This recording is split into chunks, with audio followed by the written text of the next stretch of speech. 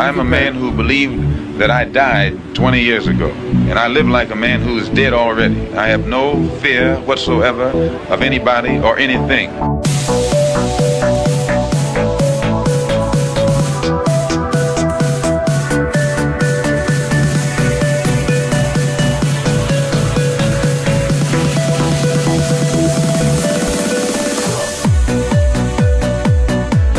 Gary Webb. I am an investigative journalist, and in 1996 I wrote a series of stories entitled Dark Alliance, which was about CIA involvement in drug trafficking.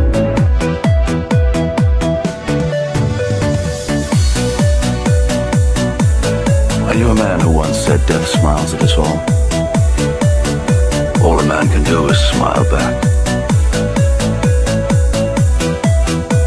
We're both in skull and bone, the secret society. It's so secret we can't talk about it. What does that mean for America? The conspiracy theorists are going to go on. I'm sure they are. I don't know. I haven't seen the rest. Number 322. I sad duty to report this afternoon that my friend and colleague, Tim Russert, collapsed and died early this afternoon. I may die in this cell tonight or in the arena tomorrow. I'm a slave. What possible difference can I make? And no official of my administration, whether his rank is high or low, civilian or military, should interpret my words here tonight as an excuse to censor the news, to stifle dissent, to cover up our mistakes, or to withhold from the press and the public the facts they deserve to know.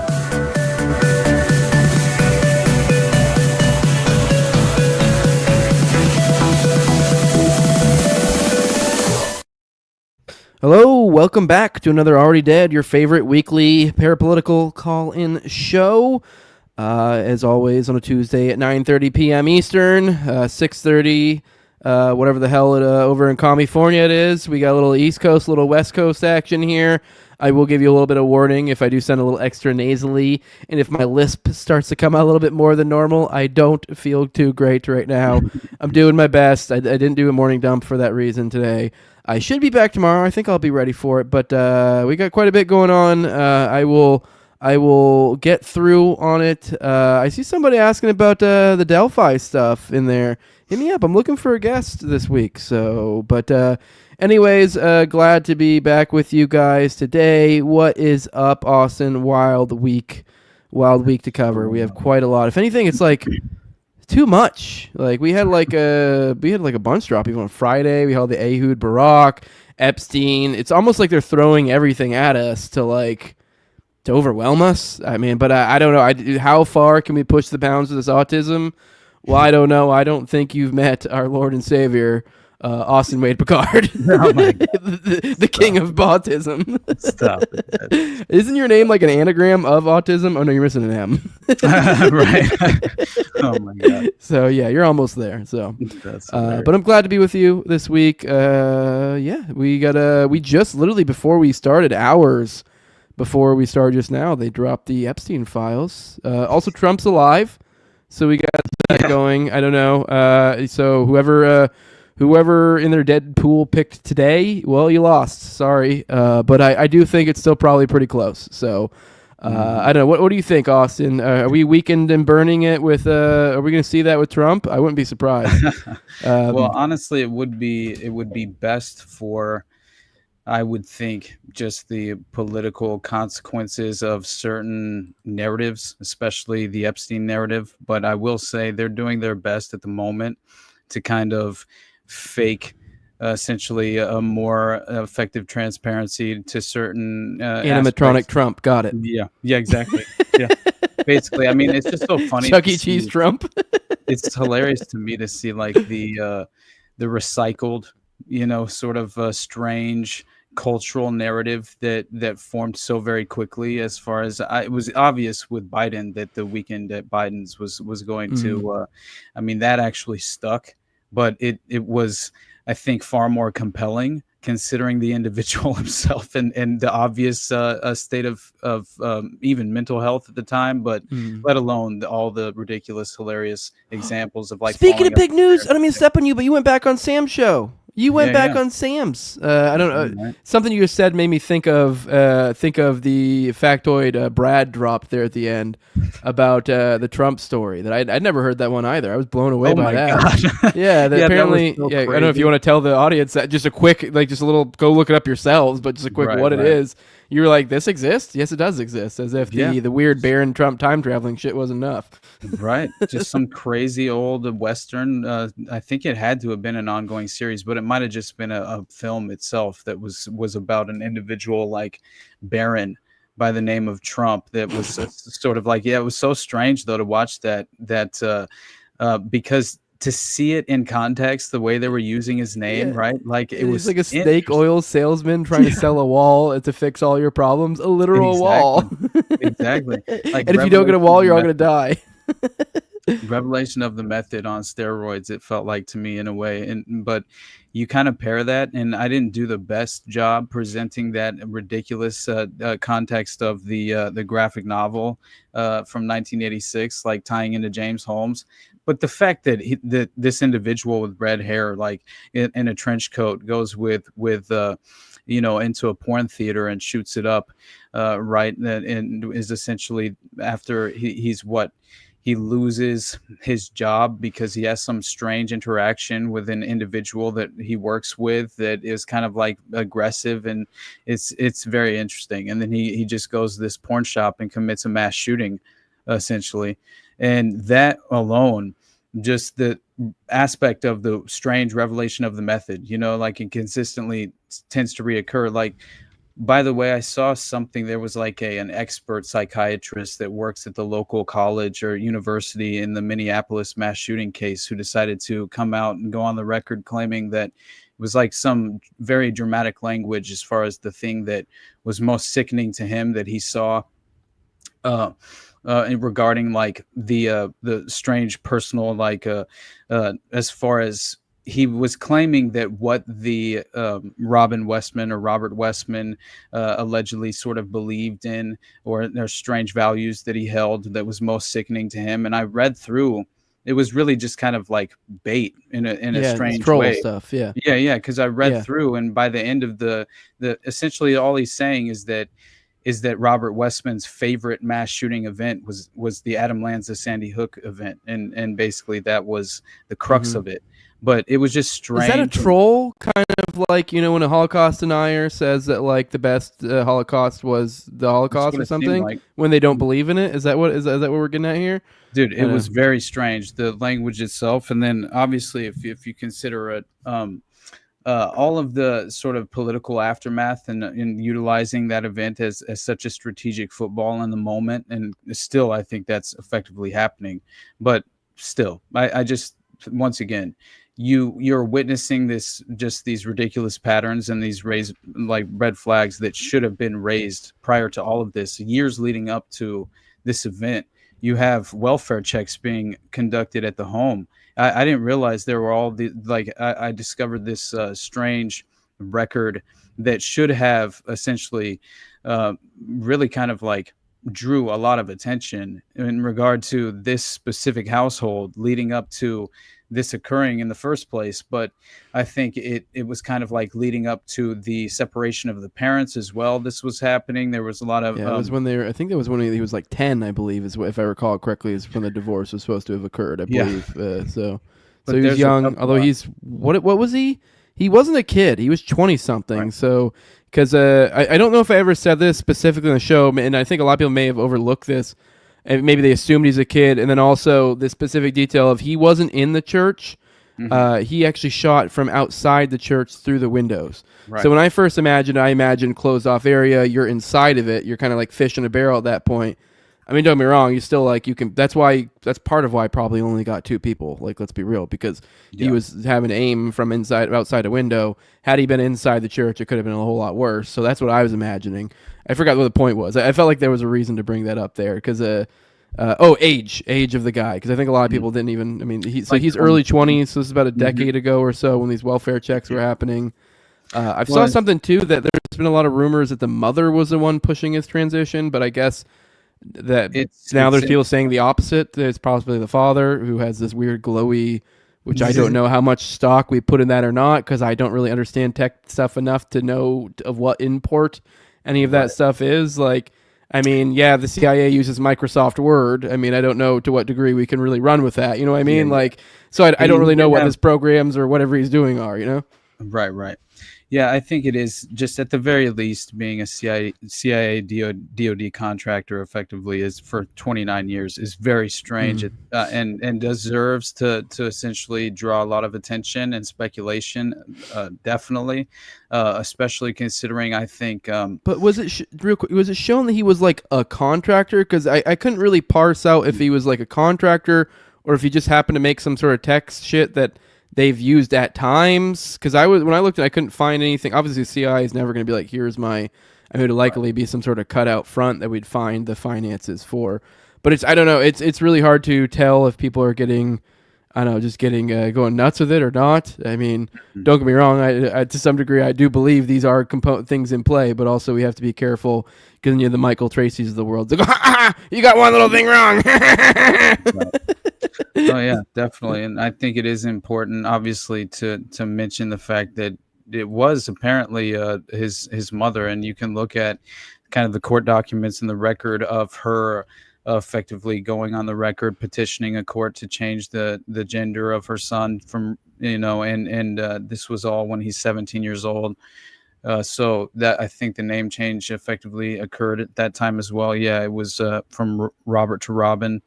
And so this is all very strange to me because clearly she's working as a teacher at the Catholic school, or what she had been. She not at this time. I think she had retired in the recent past, but she had received rewards and essentially been allegedly a coveted member of the staff, right, for some time. But still, to how do you balance those principles as a Catholic school teacher? Yeah. That's very interesting to me alone. Very strange, but who knows? Maybe this is commonplace at this moment. And obviously the individual was on heavy SSRIs. And I mean, you can obviously tell just even the strange sort of just the kind of tone and the pace of their language in the video. If you watch it, it's obvious, right? Like not only are they're clearly, what was it? The mom was in a movie, made up her daughter who she'd given up for adoption. This is from Jeff Anderson. He said that in the chat. I mean, if you did that, does that ring a bell? That does not ring a bell for me because that sounds interesting as shit. So if you find more of that.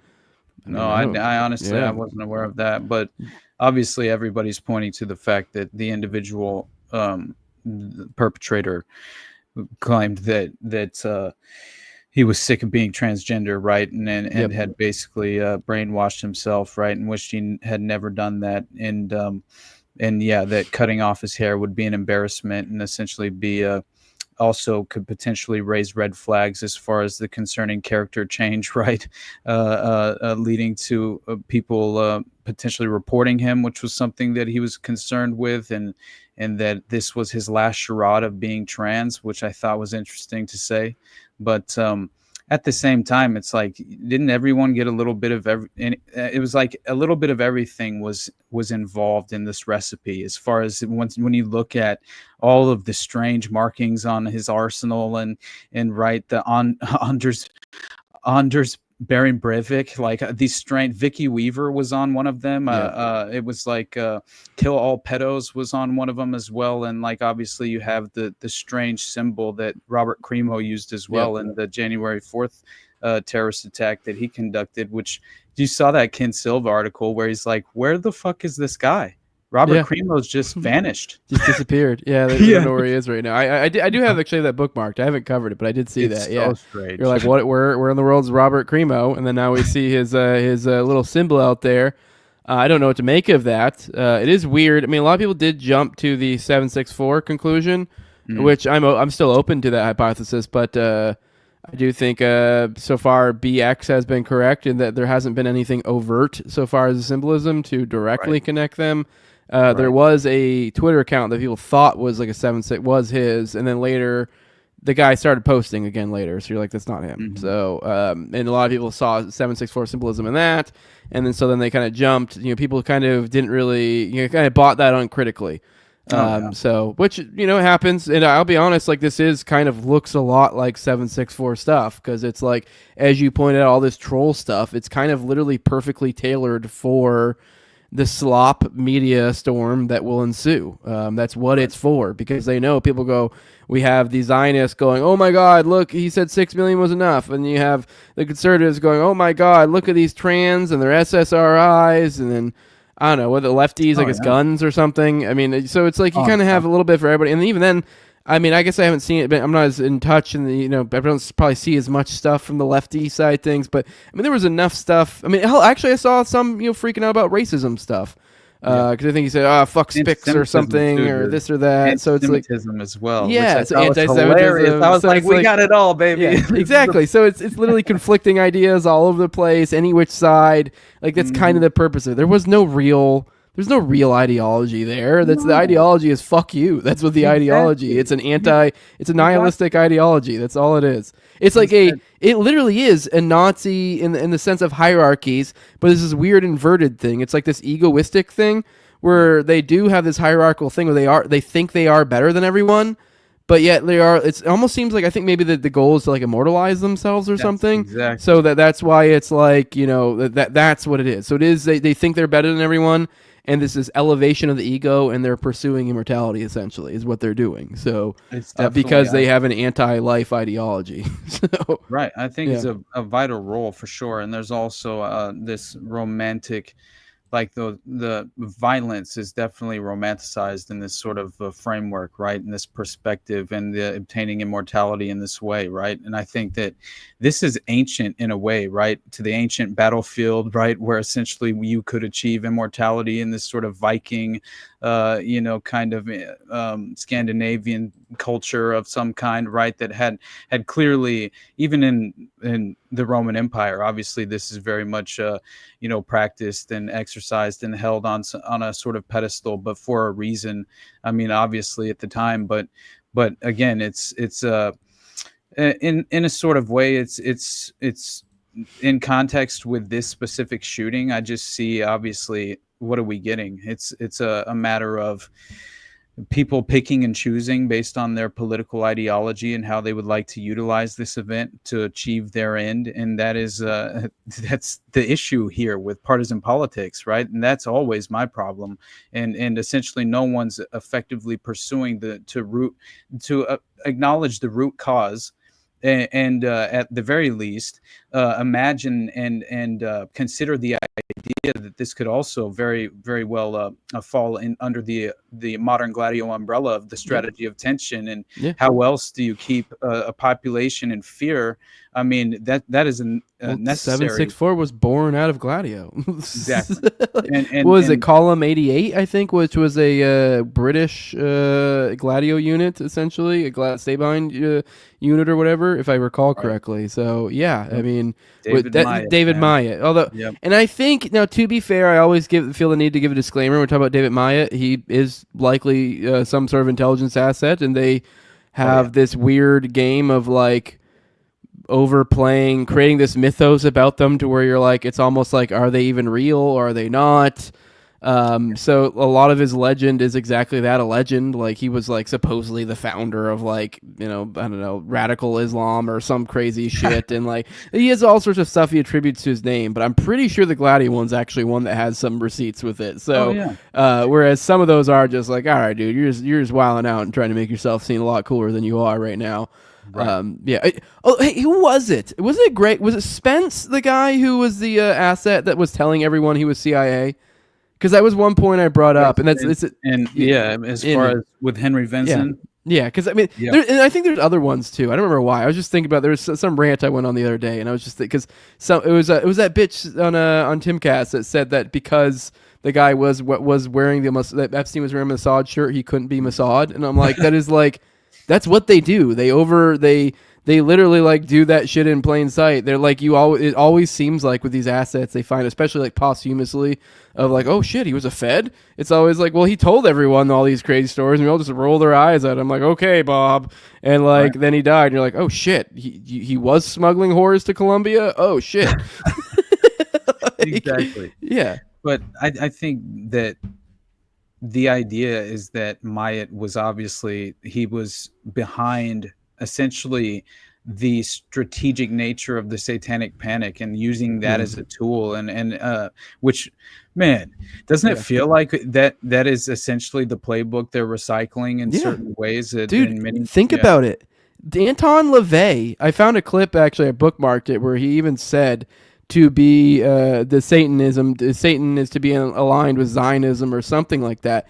And like, even think about this, like the recent pedo panic, and like if you just think about how narratives get twisted and recycled and reused, and like if you understand kind of dialectical processes and how things can be multiple steps forward, you can kind of be ahead of the game. And I think I feel like we kind of see it at play here a little bit, don't you? Right. Yes, absolutely. That was the first thing that I thought it was so brilliant when I don't know who utilized the term, but when Sam brought it up, essentially on whatever this is, it was perfect. Pedo panic, like that is the perfect term for this current environment. I mean, we're legitimately surrounded by pedophiles. Like essentially, if it's never been more obvious that the ruling class it very clearly seems to, exactly. I mean, at the very least, it seems as if they are fully insulated in this sort of political hierarchy, and it all, I think, kind of relies upon that very framework of this sadistic, sinister sexual proclivity of some kind that has to be involved in order for you to gain this path of upward momentum. Dude, real quick on this game and this point, I've seen this a lot recently. I don't know what. There's another one that'll maybe come to me later, but they've also, particularly lately, specifically over in like Lebanon and stuff, the move it seems to be, I've noticed the narrative twisting here is, all right, we've gone these decades of these wars in the Middle East, and the line has been, oh, we're not going to meddle in the Middle East anymore. Now, Tom Barak, the envoy to Lebanon, and I think some other nations over there, he actually, when he first took over, kind of when we were in that honeymoon phase of Trump, he made a statement just like that, kind of along the lines of like, essentially, the days of, large, Western powers, interfering in the affairs of Middle Eastern nations is at an end, seemingly very anti-neocon. Whereas now there's a lot of statements he's been making now. There's also he's been talking about how Israel just kind of sees borders as like whatever, man. And then also kind of this allusion to what I'm just saying here, this idea of Western powers interfering in the Middle East. Well, what's going on right now over in Israel, and where are they? They're in the fucking Middle East, aren't they? Isn't that fucking funny? The very moment you want to start interfering in the Middle East is once we've basically done everything else, and now it's on to you to just murder the fucking innocents. That's the time we want you to go, okay, all right, we don't want to be interfering in the Middle East. So, they do this shit. It's wild when you see it in your face. Which I guess it kind of plays into even the Gaza post-war stuff, because they're doing the twisting of that. A lot of some leaks came out recently, and a lot of that stuff is like they're playing off the GHF stuff. They're steps ahead of this stuff. They're already thinking about what's going to be going on. I mean, let's be real. This is stuff that we kind of knew was already happening ahead of time. Right. For those who haven't, but anyway, I've talked a lot, Austin. I threw a lot at you, but I just find it particularly interesting that like we're seeing these dialectical plays play out in real time. You almost like fucking Bart Simpson, or not Bart, but who is it? Bart? No, Bart's the kid. Who's the dad? Whatever. Homer. You do the dough. Like, it's almost one of those when you see it happen and you're like, how could I be so fucking stupid that I didn't see you twist this around to me into my face later? Exactly. Like, so all this time when everyone's had this all like warm and cozy, like, look at all these crazy statements about like not interfering in the Middle East and this and that, and Europe's going to pay their fair share and all this. And what does that mean? Okay, Europe's going to pay their fair share to help advance this war over in Russia, and we're not going to interfere in the genocide in Israel. Yeah, right. That's what this means. Okay, what a fucking twisted way to manipulate, I don't know, generally fairly positive sentiments. Yeah. Yeah. I think inversion's their tool. Yeah, absolutely. And knowing what really the kind of, I mean, what is the image they're hoping to sort of create in the aftermath and the ashes of what remains in Gaza? I mean, they've been, as far as just being publicly acknowledged, and sort of at this point, it's just, kind of like really just, it's in everyone's face. It's undeniable at this point. Like you have to, at this stage, be fully aware of the goals that are being, sort of at the very least pursued. Right now, obviously you have individuals justifying the ethical intent behind the political nature of this, which is exactly the problem, with ideological politics, right? But again, that is the trap, and it's why we often attempt to spotlight that very sort of underhanded strategic nature of the state and what they're always effectively exercising, right, in this dystopian way. But I think this formula is it's just being perfectly represented in the Minneapolis case, right? And again, it's like, if we're to see how every individual sort of just even across the political spectrum, you're seeing everyone sort of pick and choose whatever they so desire in terms of the political consequences and the outcome of this. And this is why I thought it was kind of strange, right, that you have this LGBTQ kind of like involvement, right, and then you also have the internet culture, right, as far as like the meme anon culture that are being implicated in sort of a driving force behind this radicalization, which I think that's so very obvious. What they're hoping to kind of crack down on is they would like to suppress dissenting voices online, and I think that is a clear and obvious goal of the state in this very moment. And it's the totalitarian technocratic state. Obviously, it's what they hope to.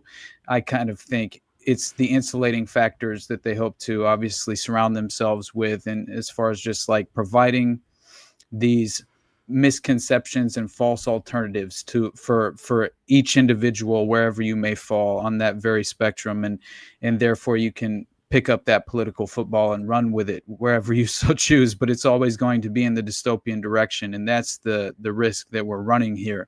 And so what I found most interesting that I just recently found, and I will say that this blew my mind whenever I did discover the fact that you had these welfare checks being conducted at the home, right, leading up to a lot of this, because this is strange that no investigators were raising any red flags, right, and that this should have clearly have been, like, the very least considering. And I would like to see what his if he had some sort of psychiatric record, because I would be very much under at the very least, I would assume that he definitely visibly has mental health problems. Oh yeah, absolutely.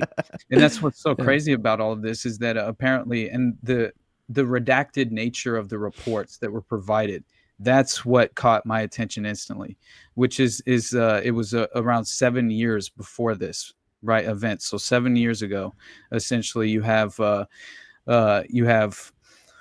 it's this townhouse, this suburb that when you say it's redacted, like heavily redacted, are you meaning like just taking out any identifying information, or like taking out context as well? Yeah, it's context, and that's what because it's obviously normal to take out names and stuff like that. It makes sense, whatever. But, definitely, yeah. But I think what's strange is that it's very heavily redacted. It's not just the names and certain aspects of like the minors that are involved or whatever the case may be, just in terms of maintaining anonymity, right?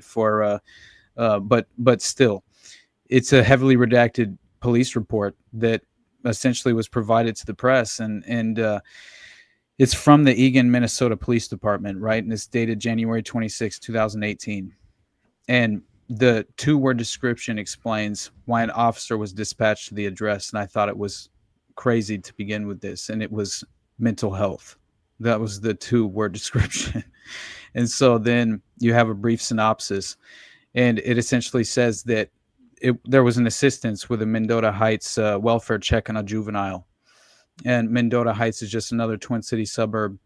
And the name of that juvenile, of course, and what exactly prompted the police to be summoned to the 3-bedroom home on Crane Creek Lane was definitely blacked out and redacted in this report. And so then you have essentially another response, a police response to a mental health call. This was 2 years prior to the 7 years ago event, right? So this is 9 years ago, and then we have this apparent criminal offense at the residence, and this is according to the police report.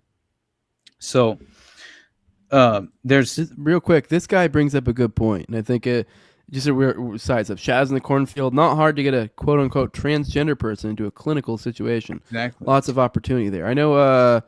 God, what's that one mental spook center over in the UK? I believe. Like I know there was an example of stuff like this. The something institute, Tavistock. Yep, Tavistock. Yeah, Gerald, thanks. Gerald was on it. But yeah, there was Tavistock. I know there was that one guy a while ago that William Ramsey covered quite a bit. The one guy, he was, I think, in that documentary where they were killing cats and shit, where he was over there and he ended up in this transgender shit over in Tavistock, I believe.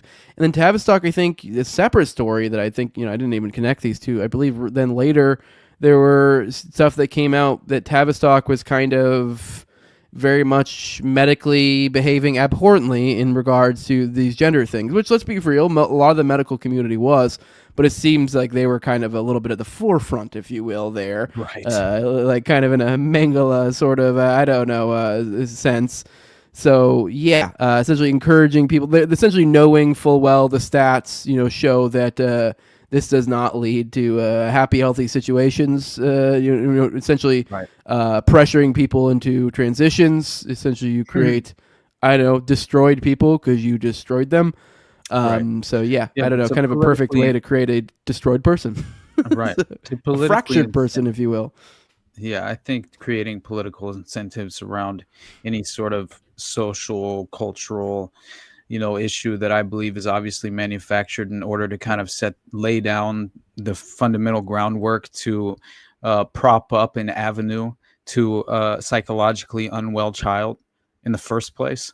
So yeah, obviously that would be you would imagine that would be a sort of an ultimate goal of some of these kind of more sociopathic scientific individuals who would love to kind of tinker with these individual just test subjects that effectively have have given no sort of medical consent in any real way, which is obviously, I think, informed most consent, children don't really even have the ability to think through, providing. And like I just said, informed consent, because as I was getting at, these people, a lot of these doctors were aware that the stats and that these did not lead, and they were encouraged that would essentially cause problems with their transitioning. So you're in this circular logic, essentially.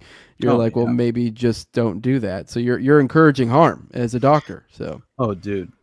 I thought it was honestly insane, because just as far as like what was happening at Tulane University, I've mentioned so many different times, obviously, but it's like fascinating to me that you had essentially Lee Harvey Oswald like basically trying to get a job at an MK Ultra facility, and I didn't realize that he was that this occurred. I thought it was so hilarious, because this is at East Louisiana State Hospital, where you have a 133 bed ward for specifically one of the key and most prominent MK Ultra LS. It was obviously they were attempting to experiment upon test subjects that were underage as well. So that was where you even had Claudia Mullen, who was effectively drawn into that, which I found very strange as far as some of the experiments that were being conducted at Tulane. But again, it's like you have essentially in 1975, you have a general counsel to the Army, Charles Ablard, and he's testifying before a Senate committee. And he claims that in a 1955 contract with Tulane University, it involved administration of LSD, mescaline, other drugs to mental patients who then had electrodes implanted in their brains as a part of their medical treatment. Unrelated. Now, this is interesting. They claim, and this is, of course, Dr. Robert Heath, the former chairman of Tulane University Medical School's Department of Neurology, Psychiatry, and he's the individual who's using LSD and electrode implantation in his research, right? And he's giving individuals mescaline who have, it's like schizophrenic patients are being given mescaline, right? And taken through like a heaven and hell journey on the compound. It's fascinating. And this Dr. Robert Heath was directly involved in kind of like tinkering with the electrodes deeply implanted in the subject's brain while they're on the compound, right? And so just kind of like poking and prodding and seeing exactly what affects what, and it's very, very interesting. And so he is the individual where Dr. Robert Heath, right? He's apparently given subjects from East Louisiana State Hospital. And this is where apparently Oswald attempted to get a job at. This is so crazy because you have confirmation of these experiments from clinical director of East Louisiana State Hospital. And his name's Dr. Alfred Butterworth. And he conducted a lot of different LSD experiments in the 60s. And so it turns out that Butterworth administered LSD to himself, also to criminal patients from Angola. And so it turns out, and this is according to Marx, right, from the Search for the Manchurian Candidate, and he essentially revealed that Sandoz chemical would provide the LSD free of charge to the MKUltra researchers, especially at Tulane as well. And he admitted that he received his LSD directly from Sandoz Chemical for free. And so this is apparently at Fort Detrick, right, where he worked with Sidney Gottlieb. And it's very strange because you have Dr. Robert Heath as colleagues with Dr. Harold Leaf, who's a friend of Dr. Peter Fried, right? So from the False Memory Syndrome Foundation. Yeah, I was about to say that. Yeah. I'm pretty sure there was one. I believe it's so Freed. Right? Yeah, whatever. I don't know. You know what I'm saying? Yeah. Yeah. What was it? It just, to me, of course, they were swimming in the same circles, obviously, right? But again, this is where I found it very strange. It came up. They had these radical gay conversion therapies, and they were pursuing something called the gay cure, and they had experiments that were very much, I think, pursuing this at the same exact time as far as the gay conversion therapy experiments were being conducted. You had these East Louisiana State Hospital experiments being conducted, and that's the same facility where Lee Harvey Oswald tried to apply for a job in 1963 while he's working with Clay Shaw, Guy Bannister, and David Ferry, right? And we already know what David Ferry's doing with the Cap Boys through Tulane University. He's set up there as well, which I didn't realize how deeply involved he was with Dr. Mary's monkey and that covert biological weapons. Yeah, me and you always get suggestions to cover that. I still haven't, the Dr. Mary's monkey, but at some point I guess we'll have to. We always get that suggestion because it does seem to be a tie that binds here. So right. But yeah, really, the only final point on Tulane I thought was so crazy is that this Robert Heath, this doctor who's heavily involved with Sidney Gottlieb, the dark sorcerer of MKUltra himself, he's essentially this. I think this 1955 Army contract with Tulane is extremely important because it's obviously mind control. But I think they were utilizing human honeypot operations. But this is when they were utilizing the children for the first time, really effectively in a systematic way, where they had set up these strange farms where they're training centers deep in what was it? Deer Creek Woods is one of the locations where Claudia Mullen claimed to have been taken, right, with 75 other children each time she had been taken there. And it's very strange what she claimed that they trained her in, right, which was basically how to make an individual, well, first to obviously sexually please the individual, which is very strange, but obviously this was being trained. These children were being trained. Know what I just realized? You remember the movie Spy Kids from when we were younger? Yeah. Do you remember what the generic baddies were? I don't remember, honestly. They were literally like hands, like they were fingers. Wow. I was just thinking about that everywhere because you were talking about like farms, kids, and it was like spy kids. I was like, oh shit, who are the baddies? The fingers, like what little slippy fingers. Like what? I don't know. Maybe I'm overthinking that, but as I was thinking, as you were saying that, I was like, I bet you if we go back and watch that, it's almost like horrifying to watch, like with that thought in mind. I just immediately thought even the baddies were just like fingers. It's like, oh shit. But anyways, go on. Yeah, no, that's strange. That film itself is strange, and Robert Rodriguez's connection to it, I just find it interesting. You know, it's again, the pop culture references matter, I think, in the grand scheme of things. But yeah. Anyway, I just felt it very interesting that between Dr. Robert Heath and Alfred Butterworth, this former clinical director, right at the Jackson State Mental Hospital, they were definitely pursuing all of the aims of Sidney Gottlieb, as far as through a lot of what they were kind of practicing at Fort Detrick when they were first kind of brought into the network of Gottlieb himself and many of the mind manipulators involved at this time. And yeah, so it definitely seems as if this is when they were kind of experimenting in very radical ways. And I think definitely you have Lee Harvey Oswald being potentially involved with that. But again, this is just at the same exact time you have Alfred Butterworth, who was working with Gottlieb at Fort Detrick. He claims to have also worked at the hospital, and that he knew the individuals who were working at the Trade Mart with the International Trade Mart ran by Clay Shaw and Lloyd Cobb and all of these individuals, Guy Bannister and David Ferry, all the usual suspects involved in the leading up to the Dallas assassination, obviously.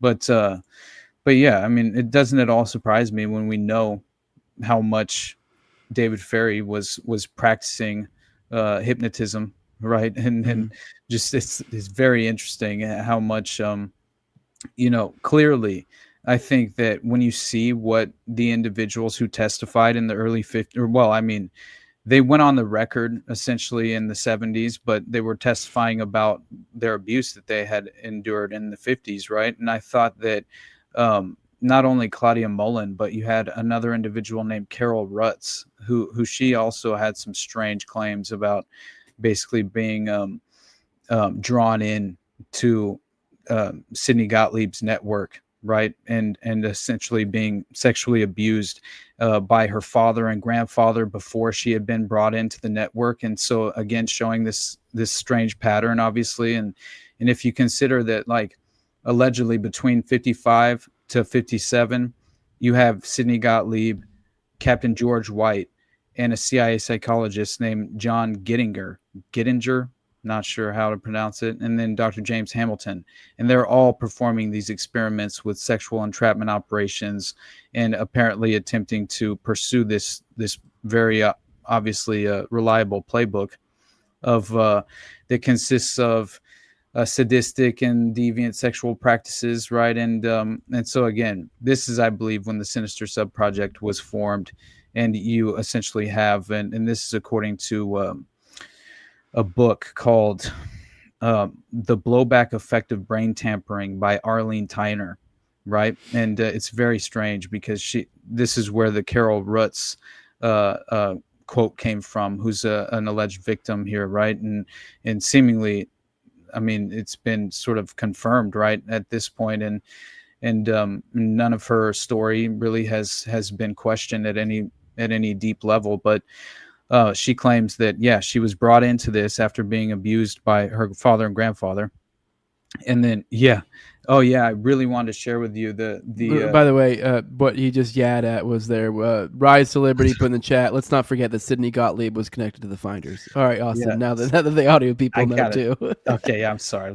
You're good. So I've been meaning to tell you about. So remember, I brought up the farm and how essentially, I believe there is a strange connection to the Finders, and obviously who potentially provided the goats for the ritual execution of Henrietta and Igor, right? Which later became known as Goat Gate. Of course, right? it's Gottlieb's division. They were renowned for having the goat farm. That's what I'm saying, man. That's what I'm saying. But this one part I think is fascinating before we move on, because again, it's like it's very important to understand what's happening, and it plays perfectly into what's happening on the farm, right? And real quick, Uncle Ted said 60 children in Florida today were rescued from a Finders Light cult.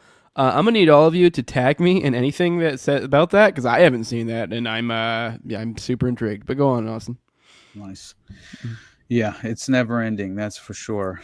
But yeah, so again, this pattern of abuse happening with individual victims from a very young age, clearly being members of let's just say, they definitely struck the underprivileged lottery. To a certain extent, many of the individuals who are strategically targeted as victims in networks such as this, and especially to find yourself in an environment where you could be deliberately targeted as a sort of a child test subject. I mean, you clearly have no real protectors in place. But so she claims that she endures this sort of abuse at a very young age. And obviously develops an alter personality that was named the little girl. And this was what would allow her to endure the torment, right? And her mother, this is strange, but again, very fitting, was the mother of 8 children and was institutionalized twice. And after trying to apparently run away from her husband at the time. And so then the CIA arranged access to Carol Rutz by blackmailing her grandfather, who already was sexually abusing her. So that makes sense in the context of like, what's her name? Damn it.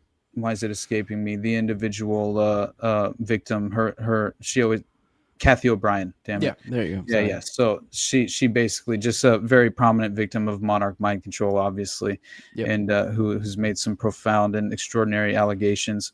But I still need to look into her. I always find it weird. Isn't her boyfriend some fed that supposedly got her out of it? He's like a psychiatrist who basically brought her back from I guess that could be legit, but it's like hard for me not to almost laugh when you just tell me wait what? Wait who? What? What's your story? It is hard to accept, and especially because he's so deeply a part of her kind of being able to reform her personality and as it stands in this moment, and psychiatrists involved with individuals who have obviously endured a lifetime of abuse and also clearly have been psychologically fractured to the point to where they have obviously manufactured these alters and legitimately, if you consider the idea of what Carol Rutz is claiming, it's really fascinating to see how long-standing this playbook has been, very much, I think, strategically pursued. And so that is the fact that, okay, this girl claims she's abused by her father and grandfather. So then the CIA obviously must have discovered this child and the other 7 children of her mother, who's clearly just unable to even provide for her children or be some sort of reliable right. Again, if you consider the idea that this woman's institutionalized 2 times after having 8 children, and she's clearly in some sort of violent domestic abuse type of situation, but again, she's allowing the husband and the grandfather to sexually abuse her child. So clearly the environment is not fit for any child to be, of course, exposed to. But at the same time, the CIA would, of course, step in and allegedly utilize this as an opportunity to arrange access to this child by then blackmailing the grandfather. I mean, okay, so that's very important, because what is the grandfather? He's a producer of child pornography along with one of her uncles. So once again, we see this long-standing playbook. And so our grandfather, he's paid a large sum of money. This reminded me exactly of Cathy O'Brien, because she claims something very similar with her father. He's basically a pedophile. He's a pervert. He's already engaging in child pornography. So then he catches a charge. And then essentially the authorities step in and say, okay, now you can either work for us or we're going to give you the maximum penalty and you will have to endure the inevitable consequences of that, right, in terms of just the penal system. And clearly, many of these sadistic sociopaths will obviously choose to have, one, be insulated from any real consequences, right? You have the authorities essentially running protection for you. And now you work on behalf of the network itself, which is apparently what Cathy O'Brien claimed happened. He's then trained by the members of the Catholic clergy in Boston, Massachusetts, as well as obviously intelligence assets who train him on how he can implement the dissociative identity disorder and utilizing various forms of pharmaceutical agents and hypnotism and various aspects of obviously the sophisticated nature of the techniques involved and how you split an individual victim's psychological just foundation into altars like this. But yeah, anyway, I thought that Carol Rutz, again, she provides us with another reinforcing example of this potentially being something that's not outside of the realm of possibility. And especially it could reinforce the idea of what Cathy O'Brien claims happened to her, because her father, again, is allegedly trained in this. And then what does he do? He masks himself and then he rapes her when she's 5 years old, right, while he's wearing a mask. And I like legitimately just the idea that he was sort of recruited, you know, due to the fact that he already showed signs of obviously these specific characteristics that play into the formation of this network. And then that Rutz is then obviously taken to all of these various locations after her grandfather's paid for this and given this large sum of money after he's blackmailed. And she's taken allegedly on multiple occasions to the Wright-Patterson Air Force Base and the Montreal Neurological Institute, right? And these private estates that she claims are like elite and she describes as being like obviously just very high class and so I think it just it relates perfectly to that of Claudia Mullen's alleged story, right? Of sexually compromising Frank Church and being trained in these strange sexual blackmail and sexual pleasure methods at a training camp in the deep woods, right, with 75 other children. It's just, I think it's important for people to know how long-standing this truly is, right? 100%. Yeah. All right, awesome. I think we're probably at a good spot, and then maybe we can come back to more child trafficking talk with some of the Epstein stuff or many other things. I think probably a good time to go ahead and take an intermission. I do want to remind the audience that you guys can call in. Patrons do get preference for the show. There's some of them already, but we can see them back in the studio already. So, I mean, there's not a ton of them, guys. So feel free to also jump in. Our producer's going to drop links to the show all over the place, basically every live chat, maybe even his Twitter, some other places. So look around. If you look enough places, you should be able to find it. I also do want to give you guys a little bit of a warning, I guess a little bit of prime you for next week or maybe the following week. I think just maybe, we may finally have gone to a point where we have we've finally gone to a point, logistically speaking, to where we can do what we intended to do from the jump and actually make this an actual call-in show. You guys get a number. I think the format would probably be what we originally tried to do, which was patrons get a video call option, and then non-payers. And so then that would also make it so that patrons also get the pre-show and the post-show. They can hang out. That only becomes a patron perk. But everyone else, you get a phone number, and you get to talk to our producer in the back. He'll screen your calls. I mean, we got to figure out logistics on this, but I think we can do it. So, but just giving you guys a warning that in the future, it might be a number, and we might be going away from the StreamYard link. So I don't know. I'm looking forward to it. I like the vibe of those call-ins, and then I don't know, maybe we can set it up so the patrons, if they don't have questions, they field a couple calls with us or something, and then we move on to the next one. But we'll figure something out. Either way, onwards and upwards. We're gonna be trying to do some big things this year. So yeah, with that, let's go ahead and roll that beautiful bean footage. Unless you got something to say, buddy.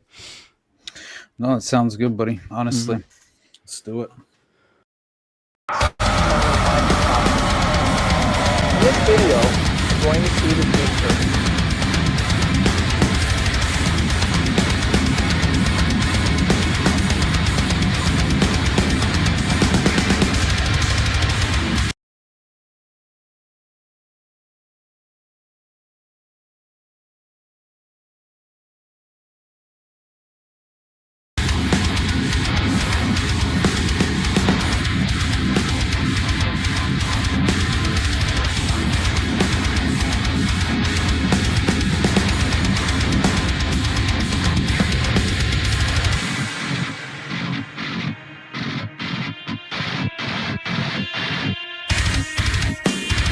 It was reported that you continue to meet with him over several years, and that, in other words, a number of meetings.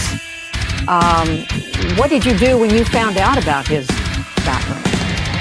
Well, I said I regretted having those dinners, and there's absolutely nothing new on that. Is there a lesson for you, for anyone else looking at this? Well, he's dead, so, in general, you always have to be careful.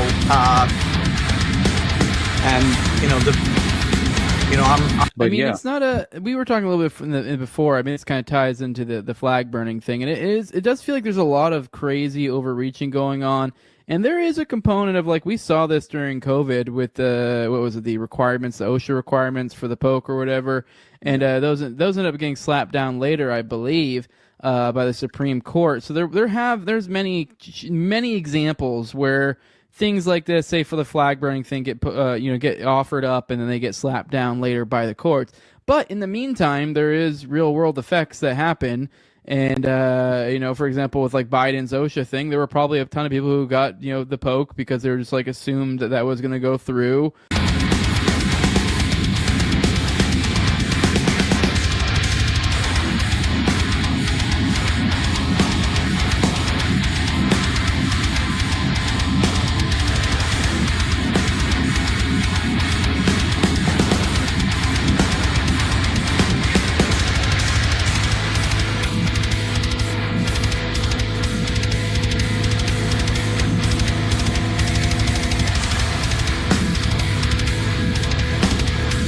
This equation has four factors, a little bit of multiplication. So you've got a thing on the left, CO2, that you want to get to zero. And that's going to be based on the number of people, the services each person's using on average, the energy on average for each service, and the CO2 being put out per unit of energy. So let's look at each one of these and see how we can get this down to zero. Probably one of these numbers is going to have to get pretty near to zero. That's back from high school algebra. But let's take a look. First, we've got population. The world today has 6.8 billion people. That's headed up to about 9 billion. Now, if we do a really great job on new vaccines, healthcare, reproductive health services, we could lower that by perhaps 10 or 15%. What was interesting to me is that you consider the idea of Liberation Day in DC, baby, federalizing the police force, and what by the way, the videos coming out of DC are very strange. What's the National Guard doing there? They're like picking up trash and shit, and which, hey man, whatever. Remember the Seinfeld? I guess. I don't know if you watched Seinfeld, but back in the day, that there's a Seinfeld episode where he makes a joke about basically, I always see cops just standing around not doing shit. They might as well pick up a broom, sweep, while you have some downtime, man.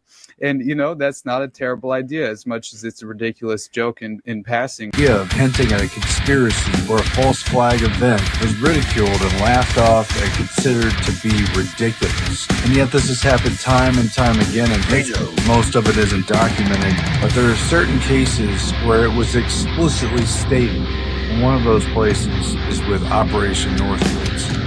Just when I thought it was over, they found the bodies in the mouth of the river.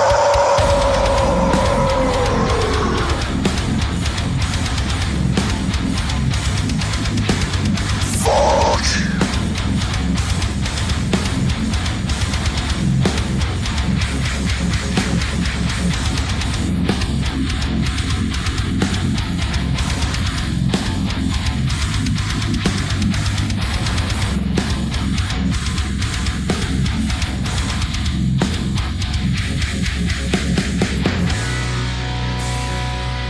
She was shot in the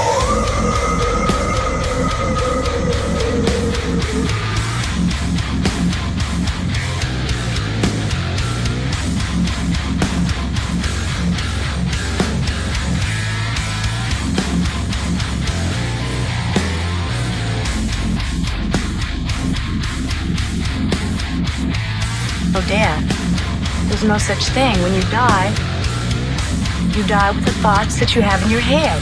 If you have no thoughts, as Charles, then you go off into the infinite. Your soul, you're one with everything.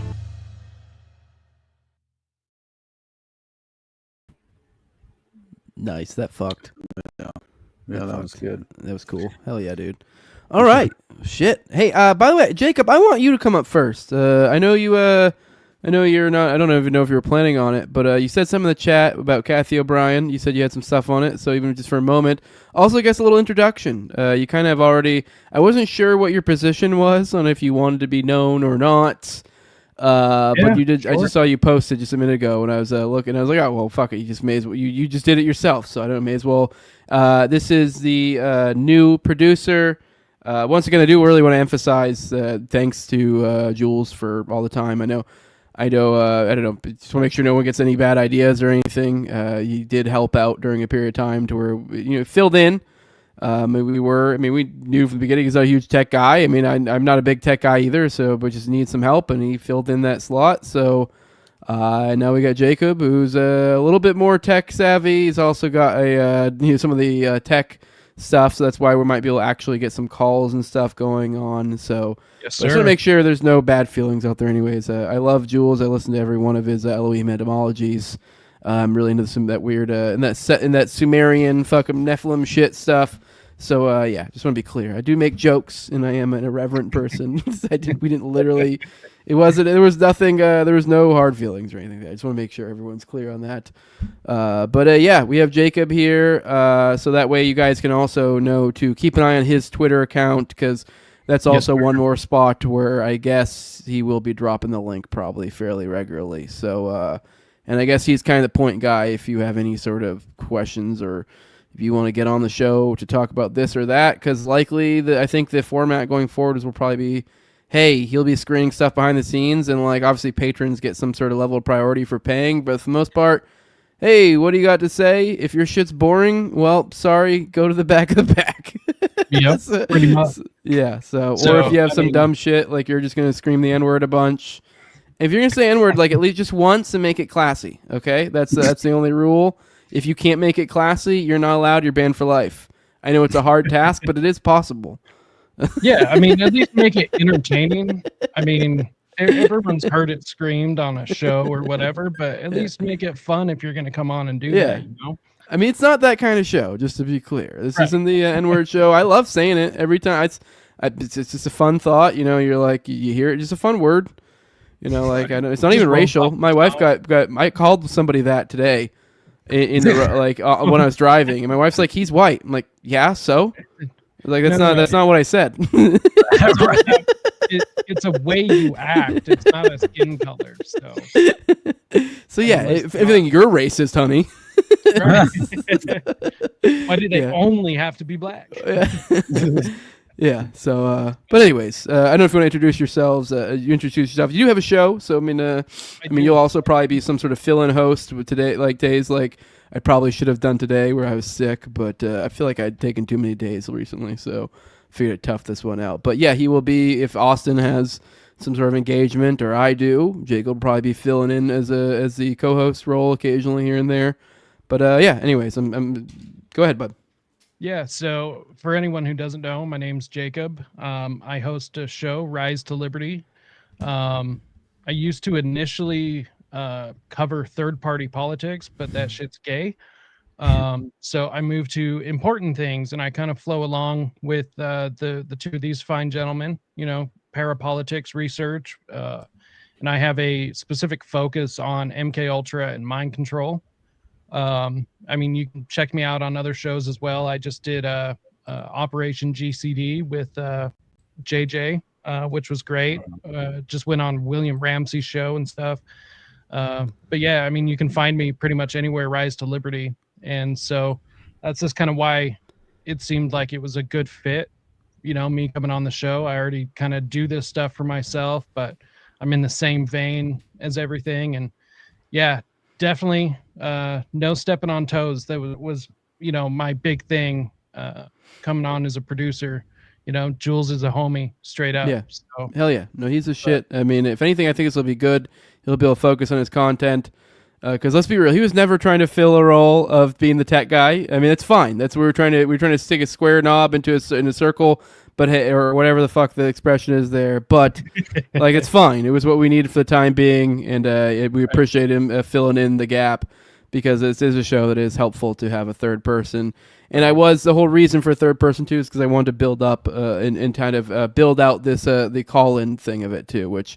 And let's be real, I think Jules kind of knew he wasn't ever going to be the debt guy there. So, but Right. yeah.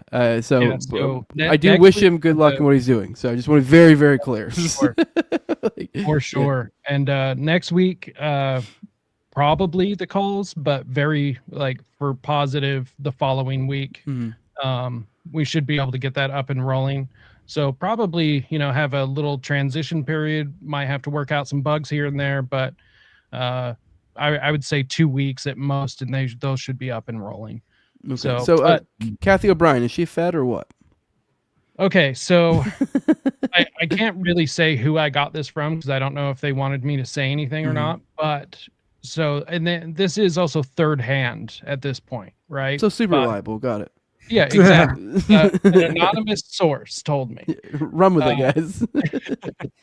So basically, Mark Phillips, was an agent, and there's no such thing as retired or X, or there's no such thing as X, but you can be retired. And so they basically, from what I understand, kind of turned her into a disinfo agent. So 95, 98% of everything she says is true. And even I would say 90% of everything, from her experiences are true. But there is just enough in there to throw people off. And that's basically the word that I got. Aren't they a thing, or they were a thing, a romantic thing? Before he passed. Okay, so I wonder if I think they were. There's so much to work with there, because it's just funny. It makes me think of, I don't know if you guys do this. I think we're all married. I'll admit, I for fun will gaslight my wife. She knows I do it. It's fun. So I'll just pick a thing and gaslight him. So I'm like, did they just have a genuine romance, and just he's just gaslighting her with bullshit fucking SRA shit the entire time? I mean, it's just having fun with it. Possible. I mean, I just have a feeling that he was, because they weren't gonna let her go. They don't want to let their assets go, especially if they're going to be a good asset. And I mean, look at how she was able to move so openly and be able to spill so many beans, because a lot of what we know about the Manchurian candidates now is because of her. So what was that public forum when she gave that very famous statement, right, where she's explaining kind of in a long form venue, basically it was a public service announcement. Essentially, this is the abuse that I experienced and endured, and this is essentially the sort of threat, diabolical threat being posed to modern society at large. utilizing these very methods of strategically targeting and prioritizing children, and then utilizing them in these sort of human honeypot, right, compromised sexual blackmail operations, Right. which makes sense. I mean, we just described the background of that child, right, who was effectively drawn into Sidney Gottlieb's network back in the 50s. I mean, for that very purpose, right, and to I mean, just that to me is just crazy, man. You know, like you reading about the alleged pedophile academy, right? Like, just as far as to have such, again, just advanced measures in place. You know, I think that's what's so extraordinary about all of this is that Mullen herself in an interview claimed that the CIA kept hotel rooms, right, which we clearly know that's a fact, and two of the best hotel rooms in New Orleans apparently, and apparently this was year round. They would keep these suites, and it was unique in that it had 2 bedrooms. This is an interview that she gives where she claims that and this is so fascinating. Again, it's a testimony that Claudia Mullen is giving about an event that took place in 1959. And she says, I was sent to a place in Maryland called Deep Creek Cabins to learn how to, quote, sexually please men. Also, I was taught how to coerce them into talking about themselves. It was Richard Helms, who was deputy director of the CIA, Dr. Gottlieb, Captain George White, and Morse Allen, who all planned on filming as many high government and agency officials and heads of academic institutions and foundations as possible. So that later, when the funding for mind control and radiation started to dwindle, projects would continue. I was used to entrap many unwitting men, including themselves, all with the use of a hidden camera. I was only 9 years old when this kind of sexual humiliation began.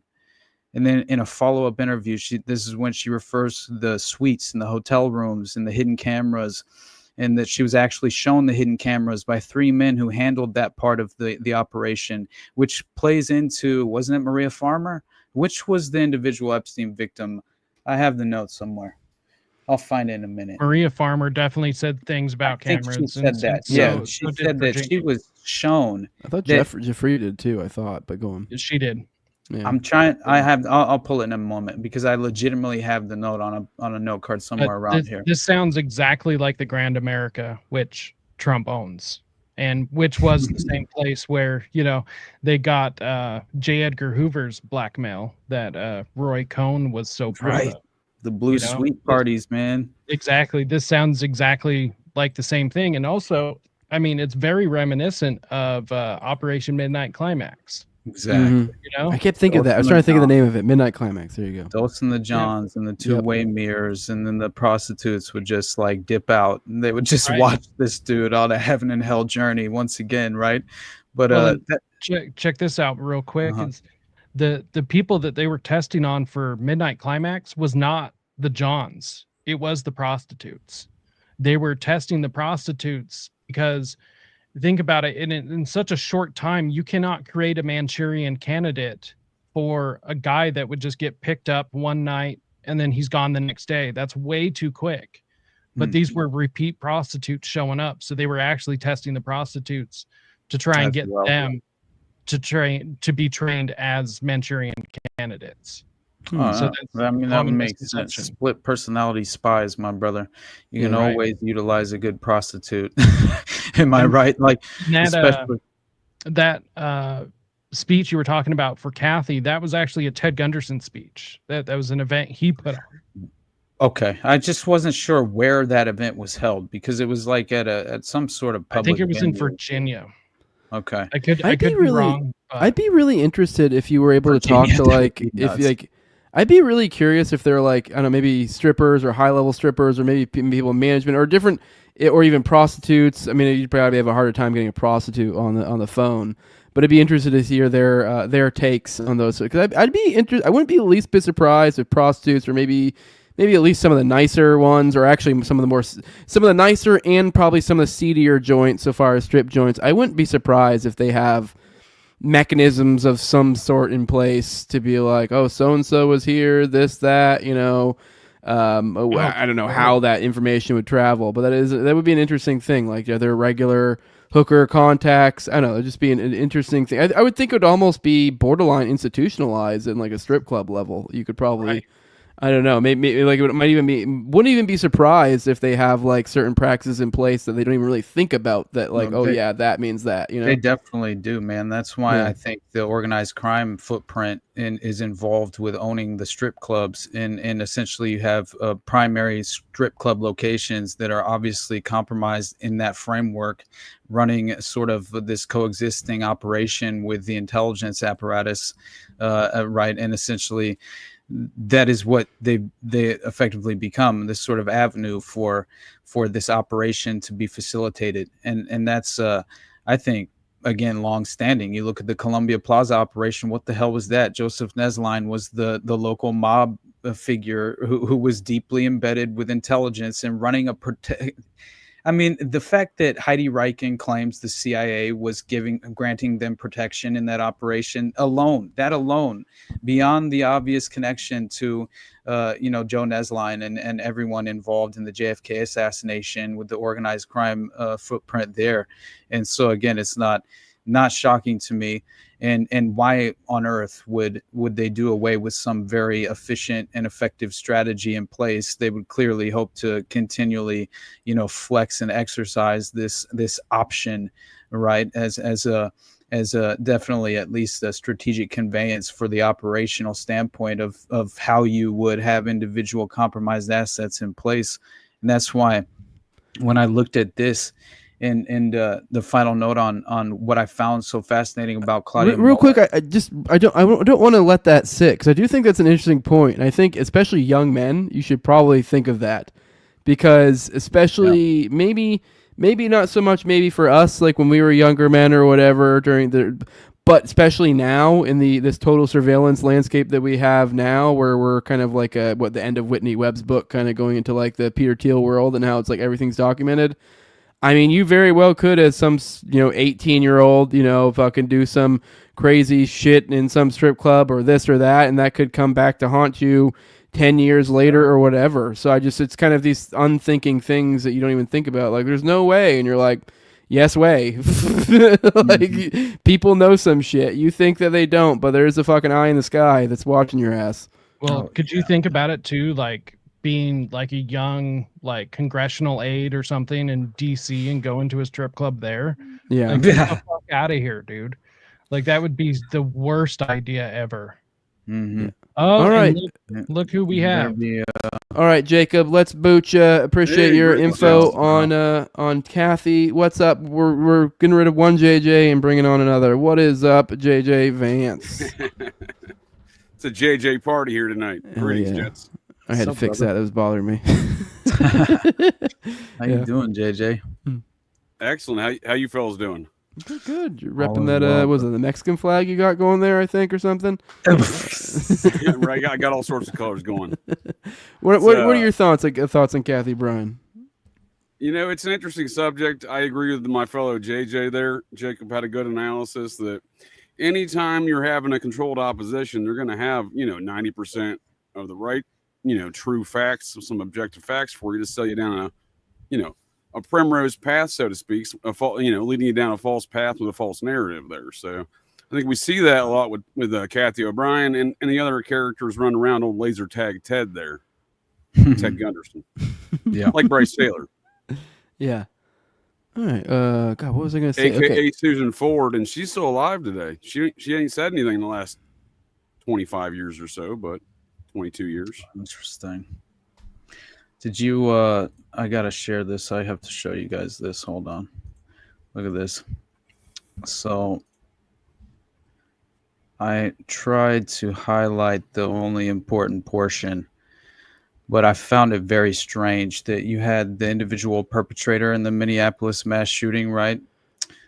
Apparently he also not only has a glowing father who has strange connections to at least DOD CIA contracts, being obviously just as far as the Esri connection there with 29 years being employed with this contractor, but you also have this uncle apparently connecting to the perpetrator, which I found this interesting. And again, I was talking to Jose when he called me earlier, and I thought the first thing I thought, just in terms of the context and the strange sort of message that is attached by the individual uncle, it reminded me of Uncle Ruslan Tsarnaev, right? Who's trying to kind of like distance himself from the Tamerlane and Zahar, like following the Boston Marathon bombings, and is really the only member of the family that kind of like speaks out of turn and essentially is shouting at the rooftops, trying to damage and sort of like undermine the character of the individual, just his nephews, right? And still, this is crazy to me that obviously you have Robin Westman's uncle. He happens to be a former GOP lawmaker and Kentucky lawmaker. He was a Kentucky, and he was in the Kentucky House of Representatives from 1980 to 2003. Right. So yeah, he was in the 33rd district. I haven't looked that far into this guy yet. That's fascinating. The 33rd district, and Republican Party. Yeah, exactly. So here's the point. And again, in pro-Troon, which is weird. That's what I'm saying, damn it. I'm trying to get to the point. Sorry, go on. It's okay. So I'm sorry. I like to try and stage things. I think it's important to pull the trigger on smoking guns. But anyway, the whole point is that clearly you have a right-wing Republican who, with long-standing ties as a lawmaker, who apparently is not only overly dramatic when he reacts in public and attempts to distance himself from his own nephew, but he also happens to be very much in favor of the trans movement, right? And effectively, this is very strange to me, considering his obviously his political background and being a Kentucky Republican that has been pro-transgender for quite some time, and also has been, as it says here, I thought this was hilarious, the way that he put it in context. He said that he wished he had shot me instead of the innocent school children, but the way that he kind of said it was again, I feel like it's just overly dramatic, and it's the nature of politics. But yeah, so this guy happens to also claim that he barely saw his nephew. Last time he actually saw him was at a family wedding 3 or 4 years ago, and then also he apparently has been behind pushing and fighting back against legislation banning gender-affirming care for minors, which again just plays into the political nature of this event in itself. And so I thought it was kind of important. And he goes on to make another dramatic statement. As the measure made its way through the Kentucky state legislature, Helleringer, I don't know, ran ads asking whether the GOP worked for years to gain legislative majorities just to wage an all-out war against defenseless transgender children. Wow, what a bad look for the party of Abraham Lincoln, he declared. So again, this is what a weird thing to say about trannies, right? That's very strange. You have fucking Abraham Lincoln be so upset about this, right? I don't think he would be. Well, who knows though? He wasn't like sucking dick, right? I feel like he would. I feel like he'd be deeply closeted about it, though. He'd be like, "No, we can't do that. None of that faggoty shit." I'm pretty sure that's what was the name of Abe Lincoln's wife? I always forget, but she was she was basically his beard. She was kind of strange, you know, her background and looking into the details of her specifically. But again, it's like, though I found that very fascinating, right? That you had the sort of additional political context with another family member, kind of I don't know, that's far too prominent of a political role of a direct family member to kind of play and have fulfilled for far too long, considering everything else. That is a pattern at time after time, right? Because you mentioned the Tsarnaev brothers, and their uncle was married to the daughter of one of the chief of operations for the CIA, I believe the chief of operations for the Eastern Bloc. So that's interesting. Abraham Lincoln and his homie. Daniel Day-Lewis, dude. That's so funny. And then when you got the Omar Mateen situation, his father was deeply involved in politics of the Islamic nature. Well, Marmateen, wasn't he the one who was working for fucking some weird glowy ass security guard company or some shit? G4S. Yeah, G4S. I didn't think it was directly Wackenhut. I thought it was some sort of weird carve out connection or some shit. They had a rebrand. Yeah. Wackenhut had a bad name, so they call themselves G4S now. It's the same corporation. Yeah. It is. It's like Blackwater, and then they're like, "Oh no, we're Z," and then now they're just a noise. I think. Yeah, exactly. And what did the senator from Minnesota, along with a lot of other, obviously, politicians, calling for stricter gun laws and banning assault rifles, basically off the back of this as well. And always right. Those Soros-funded politicians up there, like Jacob Fry, the mayor, Keith Ellison, the attorney general and former head of the DNC. A lot of weird stuff going on in Minnesota. We haven't really heard much of that Vance Boatler situation, and I, for one, I'm still upset about that. If you're going to run around this world with the name Vance, you better hit your target. That's all I'm saying. Absolutely. Yeah. I saw Melania. She came out and actually she had a statement on this shooting. And I was like, it fit very well with the sort of dystopian pretext of pro or anti. What was it? So basically she says, it's strange. So she says, Melania Trump, first of all, calls for preemptive intervention. All right. And so it fits very well with the dystopian pretext of the Gideon AI threat detection platform for law enforcement and basically this Minority Report style predictive policing that individual former Mossad who's working in the private sector and AI implemented red flags. That's what you're saying. Yeah, dude. Yep. I mean, legitimately, you're having like Gideon is an AI threat detection platform, and this is again pre-crime policing, right? But then you have I speak Melania. That's what this is. But yet she says then she uses the shooting as basically to call for this preemptive intervention to identify potential school shooters. Now this is crazy if you also pair that with this insane story about the Pentagon document, right, about essentially the U.S. wanting to utilize AI propaganda to suppress dissenting voices. Yeah, dude, this is crazy. But again, like consider what Melania is calling for in her statement. She says, early warning signs are often evident with many individuals. Now, she didn't say any of this, right? This was all carefully crafted for her to present. Like a tweet? Public. This is a statement, or was it a verbal what patterns statement? are they using to identify these things? I mean, this is kind of ridiculous on its face, right? Dude, exactly. The AI knows all, JJ. Okay. Those transgender Zizian cult death culters that are programming AI, those rationalists. They're going to tell us. They're going to tell us how to identify a trans school shooter. I bet. Yeah, right? The technocratic transhumanists, man. They're going to save us. And but yeah, so she says, early warning signs are often evident with many individuals exhibiting concerning behaviors and making violent threats online prior to the actions. Now, to prevent future tragedies, it is crucial we look into behavioral threat assessments across all levels of society, beginning in our homes, extending through school districts, and of course, social media platforms. That goes without saying. So being aware of these warning signs and acting quickly can save lives and make American communities safer. That alone is I think very revealing. And again, if you consider, not only do you have this strange call for the suppression of dissenting opinions, utilizing an AI sort of threat detection software, you also have, and this is how that article begins. It essentially explains how the U.S. hopes to use machine learning to create and distribute propaganda overseas in a bid to influence foreign target audiences and, quote, suppress dissenting arguments, according to a U.S. Special Operations Command document reviewed by The Intercept.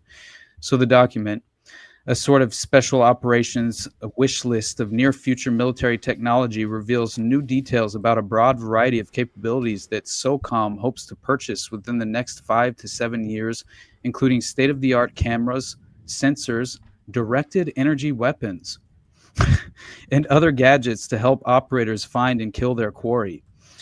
Among the tech it wants to procure is machine learning software that can be used for information warfare. There you go. I mean, that they're legitimately telling us what they hope to achieve utilizing these, what does it say? Provide a capability leveraging agentic AI or multi-LLM agent systems with specialized roles to increase the scale of influence operations. That's what it is. Military information support operations and advanced technology augmentations. I mean, that is what they're bolstering allegedly in this context. And so this, to me, keep your head on a swivel, man. PSYOPs season all day long, right? Like I'd love to see this backfire though, and they start getting like politicians fucking popped and shit. Because I can totally see. Because it is funny how that is.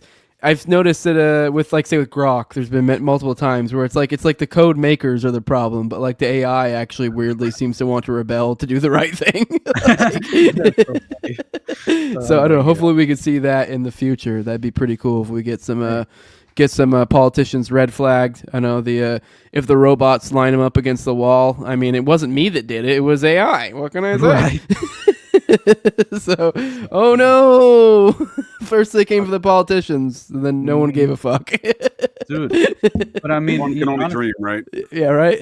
You consider that though being paired with like the videos that I'm seeing online, like surface coming out of the UK. I mean, you're talking just like wearing a shirt of a pro-Palestinian rights organization, and they're apprehending you on the sidewalk for violating some sort of dystopian freedom of speech right. It's honestly, it's fascinating to witness, right, what they're sort of cracking down on, and to what level it seems to be extremely authoritarian. And I think what's happening in the UK is just sort of right around the corner in the West. And so it's just another type of situation where I think we're being conditioned. And again, it's like you see this individual, that story of Graham Linehan, is that his name, right? I don't know exactly how to pronounce his last name, but yeah, who's arrested at Heathrow for gender critical posts, right? Yeah, and this is in the UK, and again, what a bigot! Let's fry him. Right. But it's so crazy to actually see that hold on, let me pull what he actually tweeted that got him, because this is straight up a sort of totalitarian police state in a certain sense, if you're not allowed to speak. By the way, Austin, I'm gonna go. I'm sorry, guys. I'm gonna do this. I don't want to fuck up the flow, but I'm gonna let Jacob, if you're cool, that sit in for me. I'm gonna go ahead and bounce. I'm sorry if I was a drain, but I was feeling sick today. I told you guys I was gonna leave, but I don't want the show to stop, and we have a good guest right now, and we got Jacob, so why not? If you guys want to support the show, give me a like, share, subscribe, comment, all that good stuff. Follow me on Twitter at TowerGangJose. Patreon, patreon.com/NoWayJose2020. Sorry, sponsors. I know you normally give you a shout out. I'm not gonna do that right now because I'd really fuck up the flow if I give a long laundry list of sponsors. I'll read you off on the morning dump tomorrow. But sorry, I'm sick. I'll try to do a better job on the morning dump tomorrow and get some good sleep. But Jacob, take my spot. I'll see you all tomorrow. Love you all. Bye bye. Yes, sir, brother. All right, yeah. I mean, I think what you're describing, Austin, is already kind of being in play overseas, and it's one of those matters where the powers that be, this national security deep state business, test these matters overseas, whether it's Operation Gladio, whether it's Phoenix Program, whether it's Air America, right. The Trump administration, the first time, set up a global war on terrorism, thought crime, police state, AI business, surveillance state operations center out of Saudi Arabia, I believe in Riyadh, back in 2017, using the Peter Thiel AI software. Of course. That's hilarious to me. Yeah, they all put their hands on this big globe, this shiny globe that was lit up. It looked very ritualistic. Oh yeah, I wouldn't be shocked at all if that was directly involved as far as the occult factor. But yeah, I say we keep it going for I don't know. I can do at most another 15 to 30 minutes because I got to go do whatever this is, I guess, tonight as well. So, but for now, I do think we have a couple of other additional things that we can for sure cover. And I had intended to at least mention in regard to just this specific context of this individual being arrested, right? So he had allegedly said 3 gender critical tweets were a part of this, right? for that obviously played into his apparent arrest. And so this is just as he landed right in the UK as well. He gets apprehended at the airport, I believe is how it happened. And essentially he says this in a Substack as well. And he says, in a country where pedophiles escape sentencing, where knife crime is out of control, where women are assaulted and harassed every time they gather to speak, the state had mobilized 5 armed officers to arrest a comedy writer. And he says essentially that I just felt like his reaction to it, obviously, I think it's important to at least address the fact. But again, what are the specific tweets that he's allegedly being, just as far as he's being sort of charged for, right? Obviously, in this context, I think it's clearly precedent setting in a certain sense, as far as just, once again, we're seeing the consequences play out of the crackdown on freedom of speech on social media, right? And I think that all is just coming off of the back of the anti-Semitism precedent setting operation of utilizing it as a justification for that very purpose, right? It's ridiculous to me. So what's the deal with this Minnesota shooter? As far as, I haven't got a chance to look into it too deep, but it's my understanding there's some 09 angles, order of 9 angles, and 764 connections. That's the claim, but when I go in, and honestly, there was a specific profile they tried to link to the individual where they claimed that was essentially evidence of him being influenced by that very network, right? But it's pretty loose as far as the evidentiary claims that provide any sort of smoking gun sense of, beyond the I think more than anything, it was really just like some of the symbolic natures of the just the symbolic nature of the sort of like, if you see that strange symbol that he used that was obviously used by Robert Crimo in the 4th of July shooting, right, in Parkland. That's what I was going to say. I did notice that. Yeah. That's what, more than anything, kind of, I think, appeals to me more than even the 764 influence, because honestly, I do think it plays a vital role. I think that it's a radicalization pipeline that was effectively propped up and set up by the feds, but essentially, absolutely. It seems like a continuation of the same old satanic serial killers Phoenix program come home business, right? That's how I feel. The next evolution, it's the internet age of that, right? Right. And that's why I think that once you see that basically serial killers just disappeared around statistically in a sort of way, just in time for the surfacing of this new modern mass shooting phenomena, right? That is now oversaturating the current political environment. I think that there's no way, because they perfected it, right? So that they were able to perfect what they were doing with serial killers, and now they're able to do it like remotely. They don't even have to. That's exactly it. Yep. Or anything. Exactly. And so now, I mean, if they want to create a serial killer, they can, but it's a lot more effective currently with the current climate to be able to create school shooters, mass shooters, whatever. Dude, for sure. Agreed. And there's a definitive link in numerous cases I've discovered that between this neo-Satanism, what you want to call it, neo-process, this 09A stuff, and the smiley face killers. And the trans persons. So there are multiple instances. I have examples of trans folks, neo-Satanism, of this, very militant angles of, again, this was the design though from moment one. I saw something in the chat about having a drink every time I mentioned Muppet Mikey Aquino, everyone's favorite U.S. Army Psychological Operations Special Forces officer. And again, I would dispute that doughy bastard passed 0 physical fitness exams for special right. Yet wore the Green Beret anyway. But you see, that's too funny. Regarding those matters, he set up the Church of Satan and Temple of Set have these sects or cells or cults of this werewolf and vampire LARPers, and the werewolf specifically is designed after the werewolf Nazi guerrilla warfare units of these stay behind networks of a Gladio style campaign. So this is baked into their culture and philosophy. Exactly. I think you're spot on in that analysis, honestly, and that's why I believe this is just modern Gladio strategy of tension. Completely just being.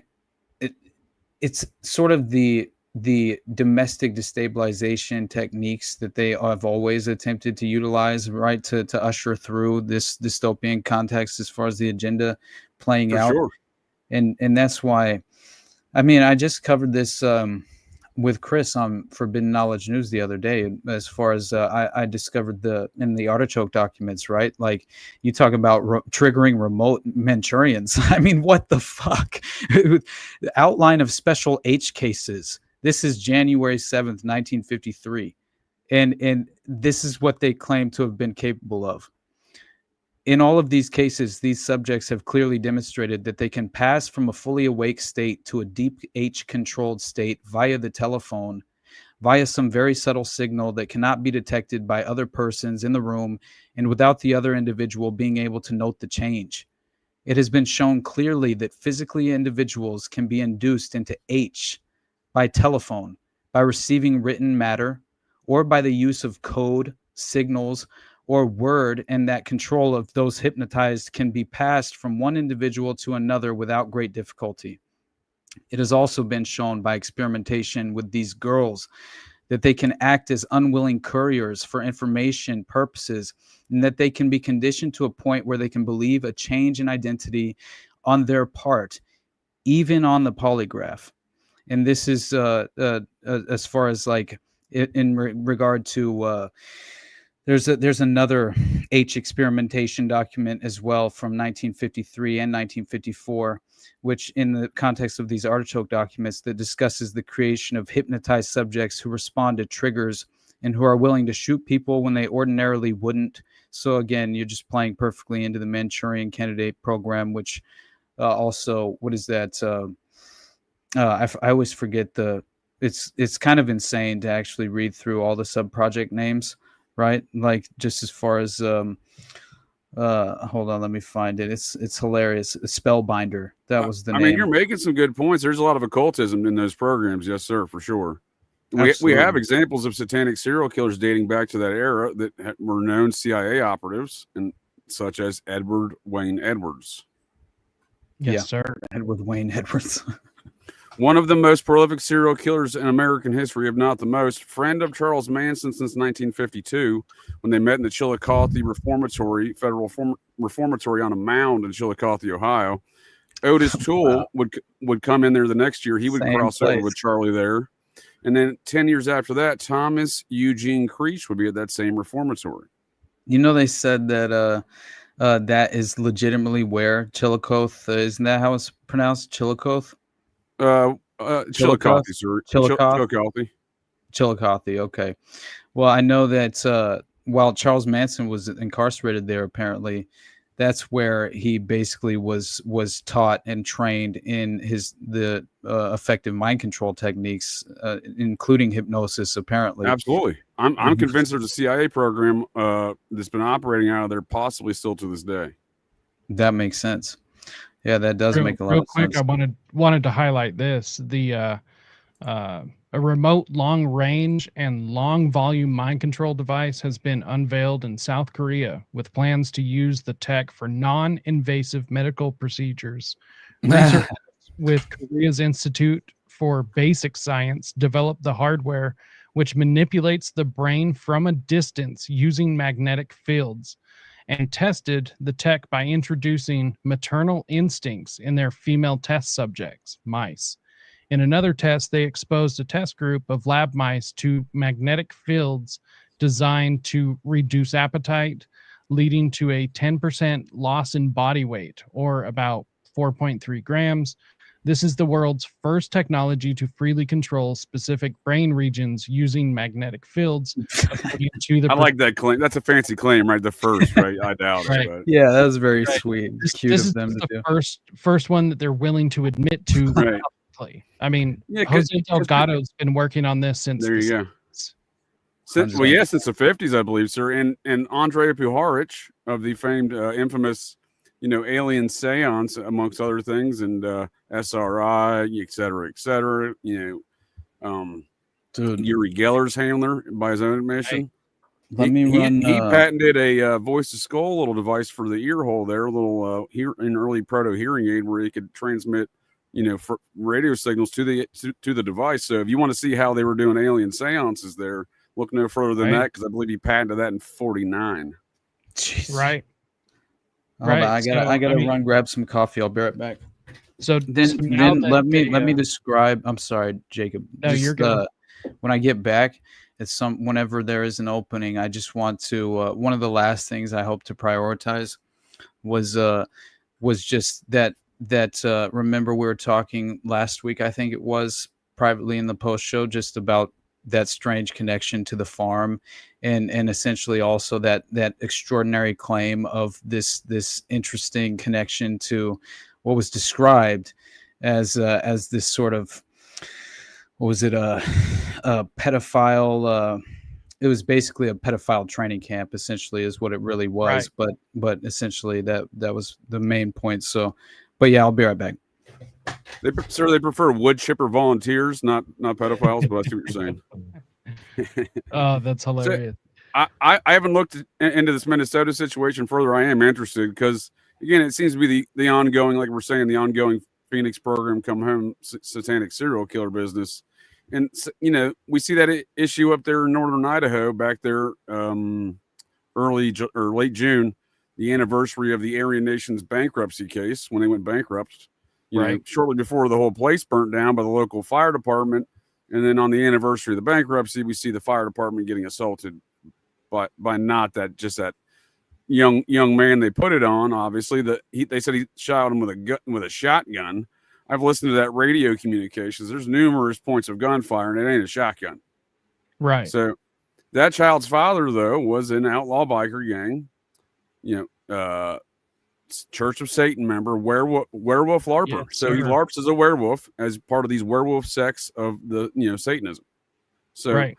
And again, that's what those sects were designed for by Aquino's own admission. So folks in the chat can drink another one there, because that's what he said. He's modeling it after these, the concept of which this werewolf concept or branch of Church of Satan and Temple of Set, it was based upon the concept of these Nazi guerrilla stay behind units.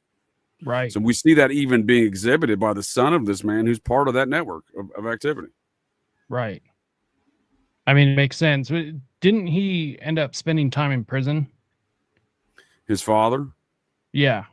His father's an interesting man. He grew up in Scientology in Riverside. His cousin's listed in a Scientology lawsuit in a Riverside School of Scientology financed by Adnan Khashoggi's wife. Interesting. Interesting how they always show up, isn't it? Right. Yeah. Shocker. Right. Shocker. Yeah. Corporate Satanism rearing its ugly head.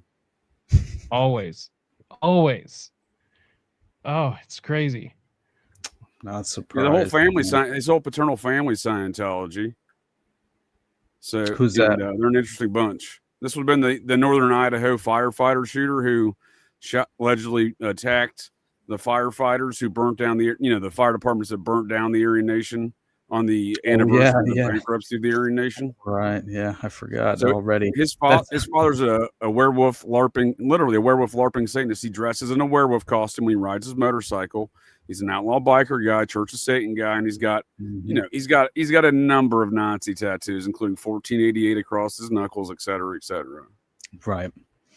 Yeah, I remember that was just so clearly obvious. Like, and then what was it? The anniversary of that ridiculous Aryan Nation, a sort of catastrophic event that they used as sort of what was it? I can't remember now. The Aryan Inferno. I can't recall exactly what they called it, but it was essentially when the feds came in and like absolutely just scorched the earth on one of their properties. I can't quite recall the details, but yeah, I thought it was the local fire departments that were attacked and assaulted in this recent attack were the ones that did a training exercise to burn the entire compound down. Yeah, that was after they lost it in bankruptcy. So The attack on the firefighters, though, in July or June was the anniversary of that bankruptcy. These Nazis love these anniversaries. And again, it's all spook related, right? You know, like you're saying, it glows. All of these things do. So, and they do campaigns. So we can even look back and see these different campaigns that go on. And in fact, I was just unpacking the other night on my show here on Operation GCD Sundays, the case of Dale Shackelford, which not on his face did I expect it to get so Nazi. He has direct ties to the Aryan Nations. His alibi in a murder case was he was with the Aryan Nations, while his ex-wife and author Chuck Palahniuk of Fight Club's father were murdered. Homeboy would go to Chuck Palahniuk was one of the architects of Burning Man as well, huh? He's very much in the neo-Satanist, neo-process movement and lives in their operational headquarters of Portland. That's so funny. Of course he does.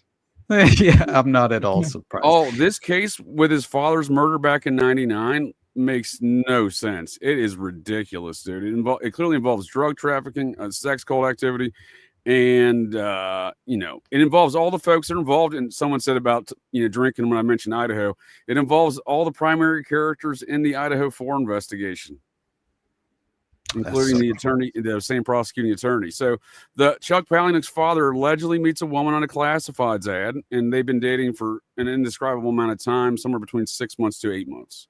She's from Missouri. He's from up by the Aryan Nations compound, about 16 miles away.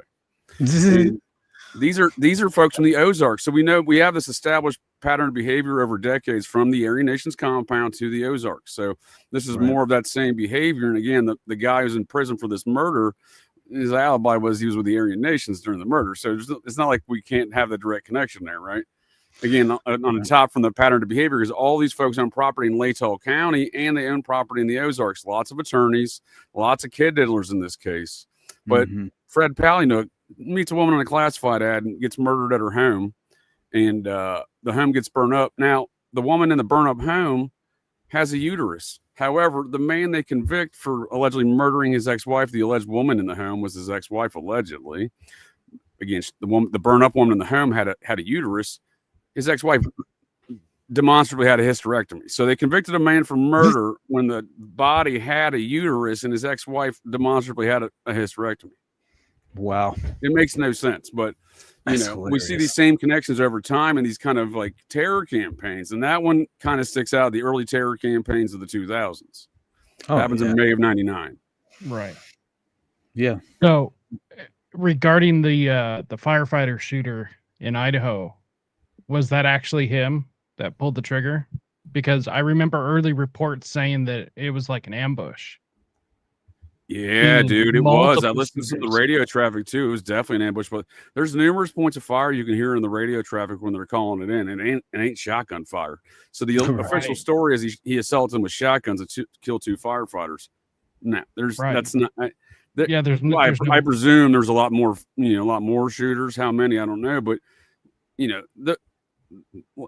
to be quite honest with you, those Nazis are so baked into the authorities up there in that region specifically that it's hard to tell, right? So, for example, Mark Furman has been connected to that same Aryan Nations compound, according to an internal affairs investigation by the LAPD in '94, dating back to the '80s, and was friends with those folks in the order. Wow. So allegedly the Nicole Brown Simpson, Ron Goldman murder, despite it serving many purposes, was the initial step one in the 90s terror campaign. My God, man. Interesting. Yeah. So he lives up there today, and he does a commentary for the last few years on telling folks that Brian Kohberger did it. There's seemingly a lot of Nazi Satanism related to that whole matters there, very processing kind of connections to that whole Idaho 4 stuff. But so it again is the same pattern of domestic terror operations, if you ask me. Right. Yeah, agreed. Right. I think it's there's a reason the psychology or what is it? The concept of mind war, right? I think it's just in the psychology of victory. I think it's alive and well. There's a reason Michael Aquino was so heavily involved in sort of being a key architect in the PSYOP doctrine, and how they would sort of implement it in this operational standpoint going forward, utilizing the occult context to kind of run extraordinary misconception, alternative narratives, and in a way to influence public perception regarding most of these events. I think that's why the Satanic Panic was even a sort of moral hysteria being misrepresented by the mainstream media, and the Mockingbird, obviously, just in terms of the modern Mockingbird techniques that they sort of employed to bake in this notion. You know, I just think it's the same pattern behavior with the same group of people on the propaganda side and the perpetration side. That Dale Shackelford case, one of the witnesses and folks that they got to turn and testify against Shackelford was literally a member of that Millar family from Elohim City. Wow, that's hilarious. It's like looking at the Orenthal James Simpson case and realizing Carl Colby, the son of CIA Director Bill Colby, is a primary witness for the state of California in the case against Orenthal James Simpson. You have to say, what's going on here, man? Because again, a small group of folks, it's these Colby's queers, as I call them, you know, the Michael Aquinos is part of that, and a lot of these other characters that are all connected to that Aryan Nations compound, be it Randy Weaver, be it Bo Gritz, etc. Right. So we see a lot of the same patterns of behavior, and again, repeating patterns of behavior on the propaganda side, because Michael Aquino's buddy, there's boss and fellow Science and Mind War author, General Paul Valle, Mr. QAnon General, was on Fox News perpetrating a lot of that QAnon nonsense. Exactly. I know. It's again, the usual suspects, right? They continue to resurface, and it's all in this specific context. And I think it's pure manipulation. These are the mind manipulators, right? And I mean, you just see the origins of Project Monarch are tied around the neck of Michael Aquino. I mean, John DeCamp himself, I think, provided just a sort of great. I just love the way he at the very least kind of describes the origins, and in that regard, I think it's very important to understand how even with Paul Benassi having extensive ties to the Aryan Nation and these white supremacist cults that were being utilized in this fashion, and it just goes to show and reinforce those very methods that of the psychology of victory, my friend. I mean, when you can't tell, again, it's like this is a reason why you have to remain forever skeptical and make sure your head is permanently on a swivel, because the goal is to make sure that you fall into the preordained outcome, and that typically involves these very much, I think, psychological conditioning factors that have been exercised for far too long. And we call it pattern recognition, but in reality, we've just kind of, I think, been able to, at the very least, manufacture an ability to, critically think through it for ourselves to the point to where we don't quite, we aren't quite as led by the nose as the vast majority of the general public seems to be, I agree with you, sir. And I mean, and again, on that same regard, kind of building upon that concept, look at the folks who have perpetrated a lot of these ideas over the years, be it Fritz Springmeier, for example, with these kind of Illuminati Satanism business.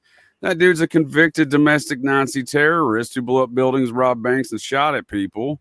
And he's directly connected to the Aryan Nations compound. Let's look at his buddy, John Todd.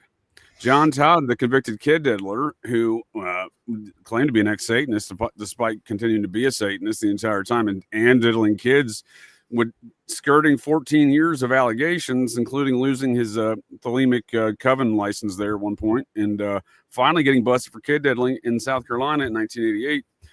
And he's connected to the Aryan Nations compound. He was direct friends with Randy Weaver. Wow. That's very interesting. Small group of folks who perpetrate these ideas and then orchestrate their little tomfoolery, and it's a technical term, but I call it hood rat shit.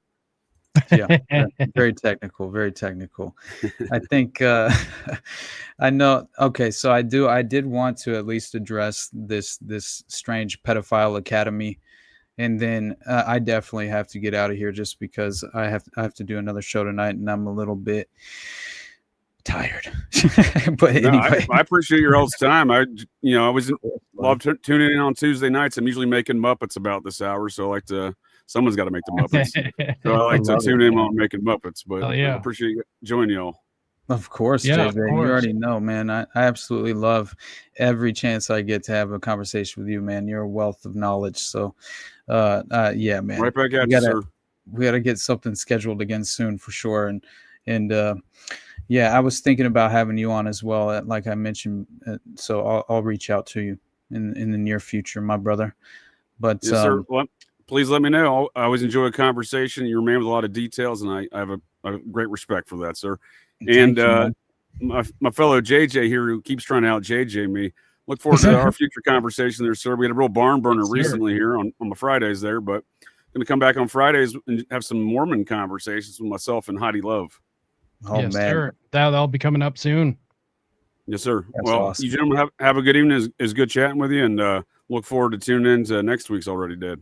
Awesome, man. Hell Appreciate yeah, you. dude. See you then. Oh, and JJ Vance, host of Operation GCD. I'm live like 4 or 5 nights a week over there, so just check it out there. Too many details to describe at the moment, but good times. Have a good one. Go brother. check JJ out. Yeah, dude, he's great, man. He's doing the Lord's work for sure. I definitely think that you saw that crazy Rudy Giuliani accident that happened the other day. I thought it was, dude, it was very strange timing, especially considering that he's then just after the accident happens, Trump comes out and announces that apparently he's going to be the recipient of the Presidential Medal of Freedom. I just thought it was kind of hilarious. And again, it's like, considering the sort of circumstances involved in the accident, which apparently it was August 30th, right? Just a few days ago. And essentially he's in New Hampshire, and he's involved in this motor vehicle accident where apparently prior to the incident, he's flagged down by a woman who's the victim of a domestic violence incident that just occurred. And Mayor Giuliani is immediately rendering assistance and contacts 911 apparently. And then he remains on scene until responding to the responding officers arrive to ensure her safety. And directly following this, he's on the highway, and his vehicle struck from behind at a high speed. And he's then transported to a nearby trauma center where he's just been recently released after he was diagnosed with fractured vertebrae, multiple lacerations and contusions, and injuries to his left arm and lower leg. And then I guess he had a business partner and medical provider who he was hanging out with earlier in the day.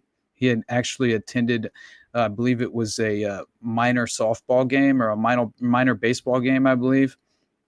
And this individual apparently was contacted and promptly arrived at the hospital to oversee his care, and was also not only a business partner but a medical provider. And so anyway, that to me, strange timing, right? Like why would this all happen? And then Trump comes out the very next day and he announces that he's going to be the recipient of this Medal of Freedom. I believe it was very quickly. It might not have been the direct next day. Can't recall now, but still. Real quick, Bobo wanted to come up real quick before we get out of here. Bobo, what's up? Yo, what's up, y'all? What's up, my brother? How you doing? Man, just another day. Walking my Right. dog. But Hell yeah, yeah. I always fuck up the flow, so like, I just figured it'd be at the rear end, just say this real fast, right? Nah, good, you're too man. critical of yourself. Oh man, if you ain't your worst or harshest critic, man, are you really trying? That's Hey, the way bro. I've always looked at it, even as a kid. I haunt myself, dude. It's the only way. It's the only way. Yeah, dude. But yeah, man, fuck Israel, free Palestine, and keep that burner on your side, bro. Oh man. Hell yeah, dude. Thank you, Bobo. And honestly, did you see Alan Dershowitz came out and he decided that he said there's no reasonable definition of genocide. Right? that even comes close to characterizing Israel's self-defense military actions in Gaza. I was like, holy shit. You got to be kidding me. But yeah, not at all surprised. Dude, just anything to just excuse it away, right? Just anything. It is Exactly. getting comically levels of... What kind of coffee you drinking, Austin? Dude, just that dark blend, Folgers, black. That's all. I got nothing special right now, honestly. think that's what it's called. It's basically the dark blend, but yeah. I'm trying to get awake, man. I'm tired, but rage. I got nothing but love, my friend. Work will set you free. But yeah, so the so-called sleeps for the week. Right. But this is what he says, right? Alan Dershowitz. The so-called experts who have claimed that Israel has committed genocide are willfully misusing that term and exploiting their claimed expertise to promote a bigoted anti-Israel agenda. No objective expert would agree with them.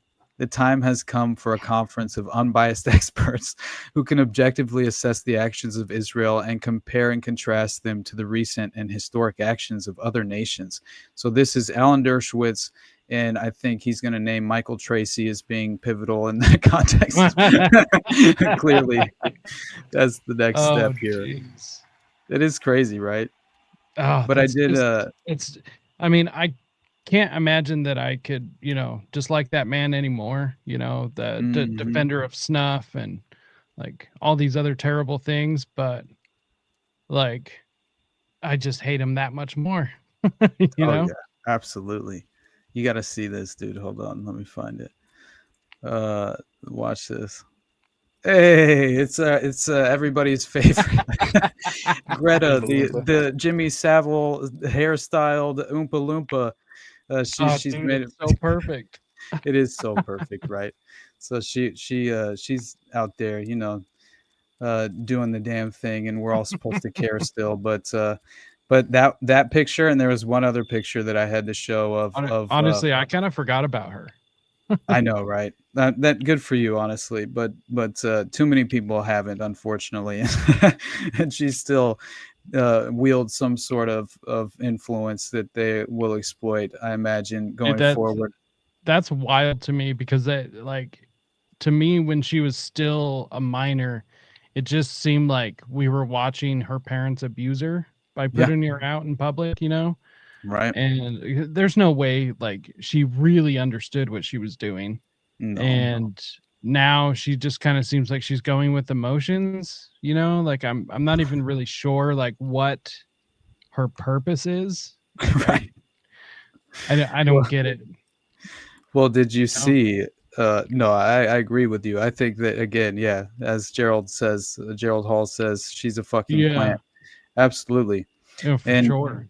It's what they do, right? You sort of utilize this overprivileged child to make some ridiculous statement that will have political influence, and I think, again, it's like the progressives use her as like a ridiculous shield of some kind, as if she's legitimately worthwhile in some sense of their political agenda, I guess, or their I don't know, ideological implementation of said agenda.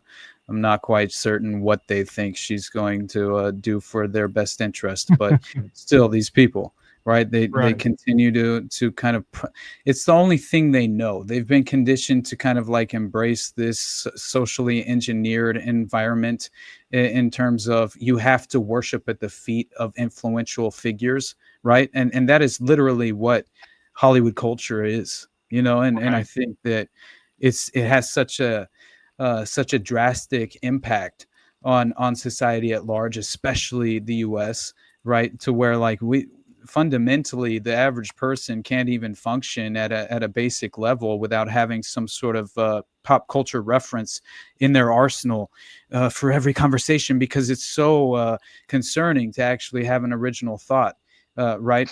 It's honestly, that's what seems. No, you're right.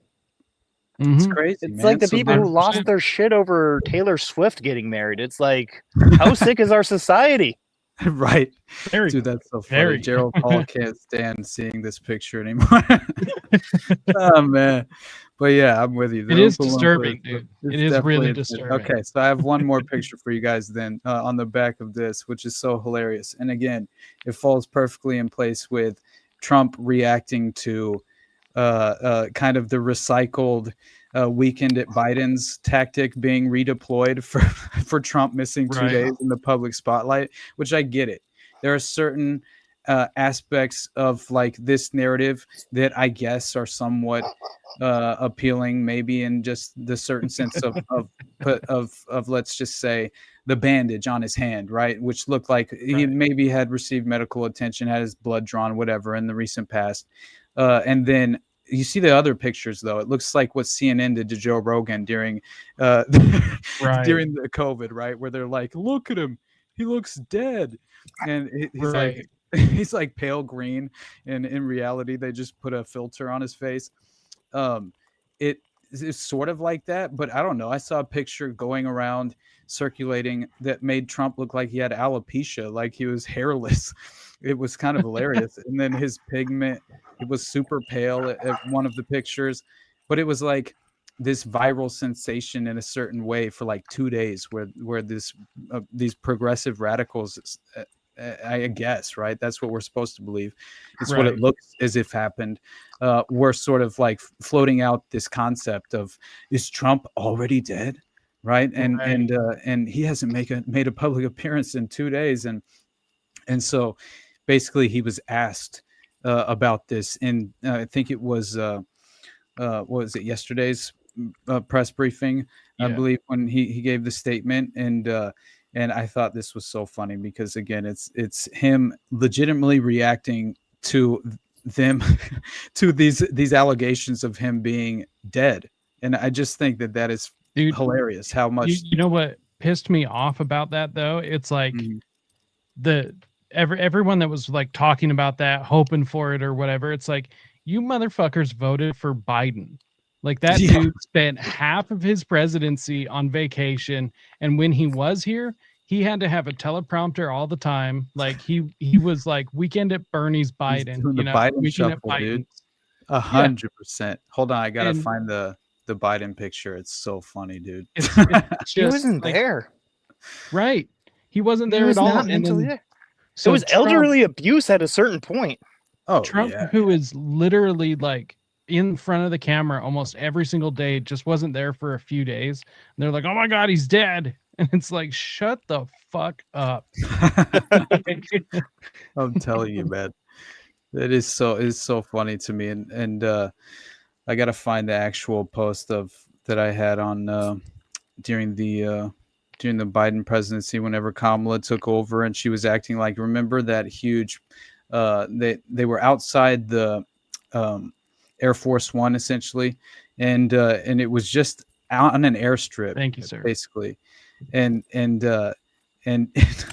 she was acting as if there were just so many people attending this, right? As far as attending the function itself and the campaign rally. Oh, this was it. Here it is. Hold on. Well, first of all, this I have to show you the picture. So obviously, Trump's already dead, right? So now I saw this picture of him at the press briefing. I thought it was too funny. This announcement is wild. He looks so different. I thought that was hilarious. But so I had to show that. But then this was his actual reaction from when he's asked in the press briefing. It's just too funny. Something completely different, but about a big viral social media trend over the weekend. How did you find out over the weekend that you were dead? You see that? People didn't see you for a couple days. 1.3. What kind of reality are we living in, man? Very strange times, right? That this is post-reality.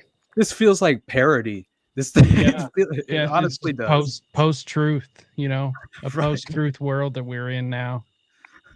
Dude, I loved JD Vance's face during this, honestly, and his little rebrand and Elon distancing himself at the perfect strategic time as far as the Epstein egg on the face of the current administration, and then deciding that while he's receiving the rebrand in the public eye with individual influencers like let's say a Candace Owens and people, even a Tucker Carlson, and then you have Elon coming out at the very exact same moment and claiming that he's no longer going to create an alternative political party. He's going to essentially support JD Vance, right? And that will be his alternative. And so again, it's like we're all supposed to be this ignorant that we just accept this at face value when it's so clearly an attempted redirection as far as like if you what did it say? That quote of the question needs to be in the next edit. When did you find out you were dead? It is too funny, dude. JJ, was that JJ? He says it's a post-meme world, Muppet-led apocalypse. Too good. Too good. But yeah, let's watch this because it is hilarious, honestly. And it really is just, truth is far stranger than fiction at this point. And it always honestly has been. And that is why, like, I don't really have fiction no longer really appeals to me, except for how it reinforces reality in so many extraordinary ways. Right. And honestly, not claiming there's no value to it as some sort of distractionary measure of some kind, but still, who knows? I don't know. Something completely different, but about a big viral social media trend over the weekend. How did you find out over the weekend that you were dead?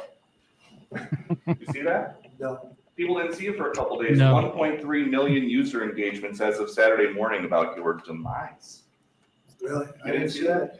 I have heard, it's sort of crazy, but last week I did numerous news conferences, all successful. They went very well, like this is going very well. And then I didn't do any for 2 days, and they said, there must be something wrong with him. Biden wouldn't do them for months. You wouldn't see him. And nobody ever said there was everybody ever laughs. wrong with him. Yeah. Everybody laughs, dude. Like, honestly. Dude, that's so funny. Like all of the, things that can be said about Trump, all the bad, all the good, whatever. The one thing I love about him is he knows how to troll and meme. And dude, he has got the best sense of humor ever. Oh yeah, he can hold a room for sure. And at the very least, I agree. As far as from the beginning with Trump, I specifically appreciated that I obviously I think that it's sort of what's the word when it's essentially it's counterproductive in terms of the over extraordinary reaction from the political opposition. I find that to be one of the worst parts about Trump specifically and his administrations. But although I will say that's what appeals the most to his base, I feel like more than anything it was owning the libs for quite some time, right? And I think that understanding that obviously one side of the political spectrum sort of running roughshod over the other every 4 years is kind of the pendulum swinging that we're supposed to appreciate and can consistently pursue. But still, it's like what I appreciated most was that veil of kind of the couching things in flowery language, although it still very much occurs often in the mainstream media context, it's happening less frequently in the political context of things, just sort of these political circles of the politicians and how they kind of engage with the public. It really has seemed to escalate to a point to where, yeah, it's almost cartoonish at a certain level, but also it's almost kind of at a certain point it's refreshing because it's a little bit like, that's so fitting though, don't you think? Yeah. Because like politics is just like so fake, right? Yes. So like the fact that it's cartoonish at all, it does totally fit. And I think that's like we come from like Obama, right? Who was just like, I'll give it to him. The man is a great orator. Like he knows how to give a speech, probably doesn't know how to write them, but he knows how to deliver it. Right.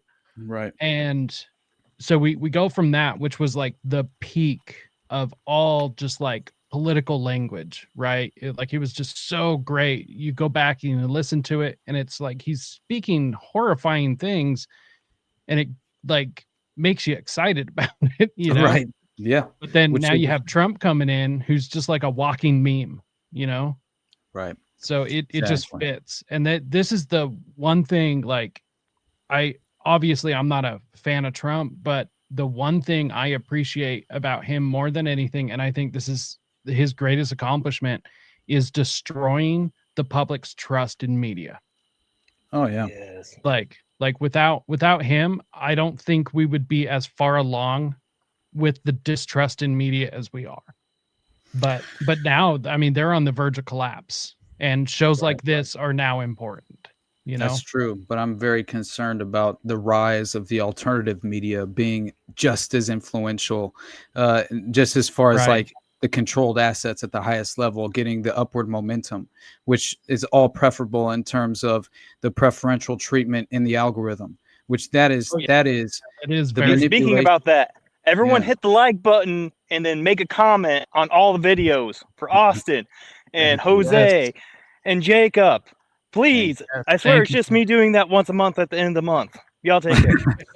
I appreciate it though, brother. Honestly, it does mean the world to me, and it is very vital and important, unfortunately, to kind of counteract the dystopian nature of the algorithm itself. sir. We're at an inherent disadvantage, and that is by design, and it's all a matter of the social, conditioning and engineering of the just the general public, and so again, it's just it's so blatant in our faces at this moment though, and that's why I'm always kind of pushing back surrounding these, in my mind, so very unuseful kind of manufactured personalities in the alternative media landscape that are serving the purpose of conspiracy slop. It's Like, gross. I dude. can't stand it, and Same. and yeah, and it feels as if it's being strategically oversaturated by individual assets that are sort of sent to disrupt and misdirect individuals fleeing from that very death of the dying last gasp of the mainstream media. They're so desperately fleeing, but in a way where they're not yet critically capable of thinking through where they're kind of being recorralled into a new digital gulag, which will of course condition them once more into embracing these unfortunate counterproductive measures once again that fall into the technocratic state. But let's play the rest of this, and then honestly, I do have to go because I have to go live with, or I have to we're do at whatever this is here. 2:20, so might as well wrap up after this. Sounds good, buddy. That there was ever anything wrong with him, and we know he was. And they said there must be something wrong with him. Biden wouldn't do him for months. You wouldn't see him, and nobody ever said there was ever anything wrong with him. And we know he wasn't in the greatest of shape. No, I heard that. I get reports. Now, you knew I did an interview that lasted for about an hour and a half with somebody, and everybody saw that was on one of your competitors. Something completely That's different. too funny to me. It's just too much, honestly. At this point, I'm just, and to consider the idea that Trump is now obviously in that very same presser. I believe he was asked about the National Guard troops, right? And he essentially said, he confirmed, right, that obviously he is definitely going to send in National Guard, to Chicago at some point soon, and essentially he doesn't have like a timetable on it, but this is the last part I wanted to show because it's interesting. It's very strange, but it's once again precedent setting. President Trump calling out Illinois Governor J.B. Pritzker, ramping up the threats to send federal agents and National Guard troops to Chicago, saying this afternoon, we're going in. We're going in. Make your mind up on Chicago. Well, we're going in. I didn't say when. We're going in. Well, the president pointing to gun violence in the city over Labor Day weekend. 8 people were killed, more than 50 were injured. But Pritzker pushes back, and he calls any plans to send federal officers, quote, un-American, and saying that troops don't belong on the streets of American cities and that there is no emergency in Chicago. Joining me now with more is our ABC News. Okay, that's a bold-faced lie. So first, I know, right? 100%. Like, they literally tried doing state of emergencies for gun violence. I remember when I lived there, they were fucking doing this. Fuck J.P. Pritzker's fat fucking ass. Fuck him. The problem is, though, right? Like, on each side, they're manufacturing consent for dystopian measures to be put into place. 100%. Well, Yes. and that's the problem because, like, I agree. Like, we have, like, there is no place for American troops to be on American streets like that. right? No. Like Exactly. once you turn a military inward, like you've lost the plot, like, and you were literally living in a dystopian, like despotic, tyrannical, authoritarian, just Police state. hellhole, straight Yeah. up. And it's just like everything that like early Alex Jones warned everyone about, you know, like Yeah. militarized police I state missed and shit. that. I miss Yeah. the early Alex Jones, man. Right. Now you Back see when him up here with conspiracies Owen were still Schroyer. conspiracies. Yeah. Now he's just over here distracting individuals with, again, it's like, what on earth are you providing as far as value here? And, No and kidding. are you actually, holding power accountable at any real level? Not like he Because used if to. you aren't, No, if you aren't, then not even close. The you're dude wasting just your looks time. tired, you know? Yeah, no, I honestly, I mean, at this point, after this Sandy Hook show trial, I was just done altogether. I was like, this confirms it all for me. The taboo, the third rail has been effectively, 100%. I would just say this was the attempted kind of die on this hill moment. And Yeah. now from here going forward, like clearly we're not allowed to talk about Newtown. You know what I'm saying? Like honestly, Right. that's what it feels like. And that was kind of crucifying the alternative theory to Sandy Hook in the just as far as in the spotlight, right, of kind of the public consciousness, and then also reinforcing what everyone claimed to have believed, which was right, all the sort of leftist progressive types at the time who all claimed that Alex was essentially stoking his followers to go and actually like directly impose themselves on the families Right. And harass the family and stuff. Yeah. And that Right, was right. bullshit because I remember happened. watching those streams. Yep. Like I remember the streams when he said all the things that he got in trouble for. And yeah, he never said anything to stoke anyone to go out and harass. He's never said that about anybody. In fact, I'm pretty sure he's done the opposite, Exactly. But they got him to essentially say, okay, I'm a huge actor. Everything I do is a show. It's all kayfabe. Right. And yes, I did that for money. Who gives a shit? Right. It's like Well, essentially that's what other option did he have? Yeah. Like, No, you're right. I mean, whether he's telling the truth or not, like if he wanted to save his skin at all in this unjustice system, like that's what he had to say. And that was when Sadly, InfoWars that's got the only bought way. out too, right? Wasn't it the exact same time yeah. InfoWars was hemorrhaging? Well, because his assets, they were using InfoWars as a way to pay back the families because they, what is how I should know the amendment where we have a right to not having like excessive fines. I think that's the 6th or 7th. Mm-hmm. I could be wrong on that. I don't know. Someone fact check me, but like it's just crazy to me, like $1 billion or whatever. Yeah. Oh yeah. Well, that was part of the show trial. Here. Exactly. Now, what's crazy though is you can't say the notable Connecticut event that happened, right? Sometimes they fucking deboost channels for just saying Sandy Hook, right? But you could talk a shit ton about Las Vegas, which was quote supposedly the most horrific incident that ever happened. But like, hey, let's make that disappear. They'll just ignore that. You get shut down for Sandy Hook and anything regarding past offense, do anything like that, you get shut down. But they just ignore Las Vegas. Although the interview Austin and I did about Vegas fucking blew the fuck up on my Rumble. So dude, mine's doing really well too. I think my Vegas episode is my second highest performing episode on YouTube. I'm almost positive. And hell yeah, dude.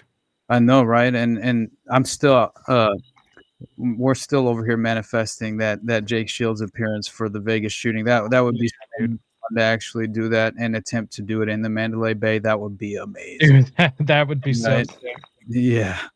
But I legitimately have to go in a moment to Yeah, do whatever let's, this is. But can we play the rest of this, because I do think it's important just to consider the Yeah. concept alone of how this is being.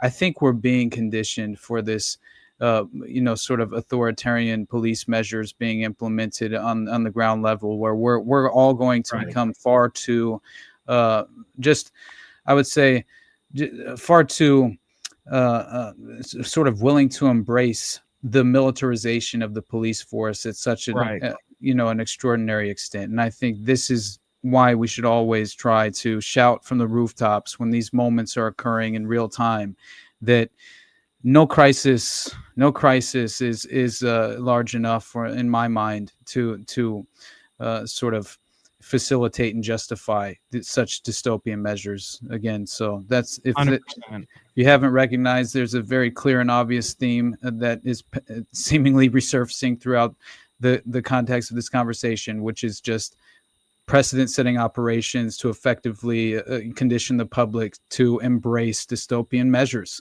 And that is why I think it's very important to remind everyone at every potential opportunity.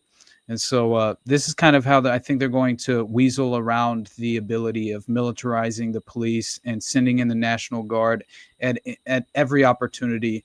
And I'm sure it will only escalate from there. Recent ruling as well from a judge in Los Angeles that found that Trump federalizing the troops in LA is unlawful. So how does that play into all of this now? Would that limit Trump's ability to go into other states with the National Guard? Well, it certainly complicates it, because clearly there will be other lawsuits that will be filed if President Trump makes good on his threat to send troops into other cities and into other states.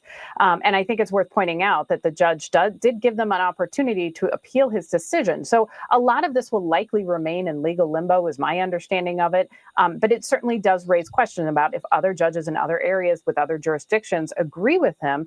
Is President Trump's power limited? And of course, you do have laws that say you can't use military troops in states unless they're being for law enforcement, unless they're being called up by the governor. And in the case of a state like Illinois, where the governor has said we don't need them here, then he's very limited in how he could use those troops. And as you mentioned there, it doesn't go really into effect till September 12th. So the administration can appeal that. And as Ann is talking here, on the other side of the screen, you can certainly see Governor Pritzker there. He is addressing the media, the mayor standing right behind him about this very issue. And Ann, as we continue to discuss this, we know that particularly the administration is preparing for a surge in immigration enforcement operations in Chicago, potentially as soon as this week. What do we know about those plans? Well, of course, the National Guard not talking about this. They're saying that they would, they can mobilize troops if the president requires it. But again, it would have to be either called up by the governor, in which case they could do some law enforcement operations. Otherwise, if they're called up by the president himself, the example is in D.C., they really are limited to just if they're called up by the president and sent into a state like California, they really are just limited to protecting federal personnel and federal property. So you really have to have the compliance and the agreement of that governor to do anything like what the president is talking about, which is helping to carry out immigration, helping to enforce immigration. I don't think that that's going to happen widespread nationwide without those governors' consent, unless, he gets the courts on board with this, which we were seeing this morning clearly is not the case. Certainly not. And again, we're monitoring to see what Governor Pritzker says as well. Aaron Flaherty, thank you for being here with us. All right. That's wild, dude. That's wild. I think this is all a pretext. Just feels like it to me. I don't understand why else. Obviously, leading up to these upcoming sort of midterms, I think obviously there's strategic positioning. If you're considering what is the political game being played, right? And obviously we mentioned, I think it was last week, I just was mentioning the idea of manipulating crime statistics. Right. And like chief members of like let's just say a police chief at the local level is obviously tasked with this in order to help provide this false misconception in order for political capital. Right. I think that's really the ultimate end result there. And who knows how legitimately reliable these statistical data sets are anyway. right? It's like Probably not at all. I wouldn't You think know? so. Yeah, I wouldn't think so. And it's I try not to rely on them as often as possible. But yeah, it's again, man. I think the totalitarian tiptoe is escalating into a very fast-paced walk at this point, right? Right. And yeah, again, if you didn't already understand that we sort of have these long-standing state-sponsored sort of sex trafficking operations using human honeypots. I mean, that should have removed the veil of naivete already as far as the power paradigm is considered. But if not, and you're still engaging at the surface level, honestly, I encourage you to dive deeper. But at the same time, just begin to sort of, I think it's important to essentially just inevitably destroy these ridiculous manufactured constructs in the psychological framework of the social engineering campaign at large, and how they utilize these personalities to ultimately sway public opinion. And so stop falling for these things. Stop putting individuals on pedestals. You better know them personally. You have to have some sort of frame of reference as far as their moral, ethical values and foundation is concerned before you can have any real, I think, a conclusion of value. And so, yeah, this is all a sort of thin veneer that they rely upon. And that is what the mind manipulators have, I think, sort of perfected over time. And so, kill off these no more heroes, right? As Andy, our buddy Andy Malafarina would say, right? Can I ask y'all a question? Mm-hmm. All right, so something has been baking in my head for a little while, right? Especially with these National Guard guys getting called up to cities.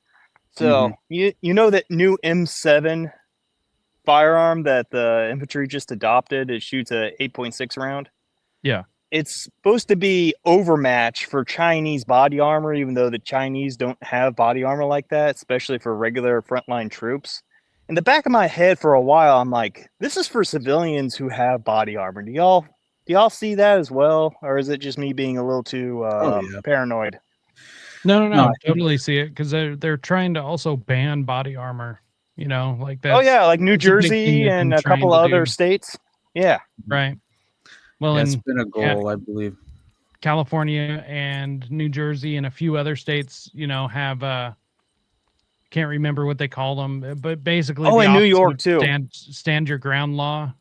It's like the opposite, where you required to retreat. Yes. Yeah, duty to retreat. Yeah. Well, it's like, funny. Get the fuck out of here, dude. You're going to break into my house, and it's my responsibility to retreat while you just do whatever the fuck. No. Get out of here. I finally found this. Get to a state where you have stand your ground or castle doctrine. Right. There he is. And read the laws of the state, because it changes from state to state. I'm sorry, I'm going too autistic into it. But no, you're good, buddy. I completely agree. And this is, your former president probably would as well if he was of sound mind. I'll just take a good look at the screen here. And you mean Mister, just shoot 2 warning shots in the fucking air. That's a fucking felony in Delaware. Fucking idiot. I know. Sorry. It's just like literally the senator was telling people to commit a felony. And like, that's supposedly better. Like, what the fuck? Sorry, I'm going off on my guntism again. No, but it's important, man. And they're all pretexts, and it's very important to spotlight at every chance we get. So, all right, for real though, in 16 minutes, I have to do whatever this is. So, Bobo, love you guys. Got any last words? Thank you all for creating a community. Like, normies suck. I love you, Bobo. I'm glad someone loves me. Love you too, dude. All right. I love you all. Take care. Bye. Later on, brother. Man. All right, Jacob. Thanks for sitting in, dude. Honestly, I appreciate it. Anytime. It was another great show. So for anyone who's curious, you can find me anywhere, Rise to Liberty, risetoliberty.com/links, pulls up my master link. and that's where you can find literally everything, every platform. But the most active platforms: Instagram, Telegram, Twitter or X, whatever. You can find my videos: YouTube, Rumble, Odyssey, BitChute, all the places. You know, due to these big tech overlords, I've got to have backups for backups. So you can find me pretty much anywhere. And also you can find me here every day, or every Tuesday, every week, back in the back, pressing the 1s and 2s, and occasionally up here on stage. And there's my shout outs. Hell yeah, Jacob. I love you, brother. I honestly do, man. And I appreciate too, all the dude. conversations that we have, and especially after the shows on Tuesdays.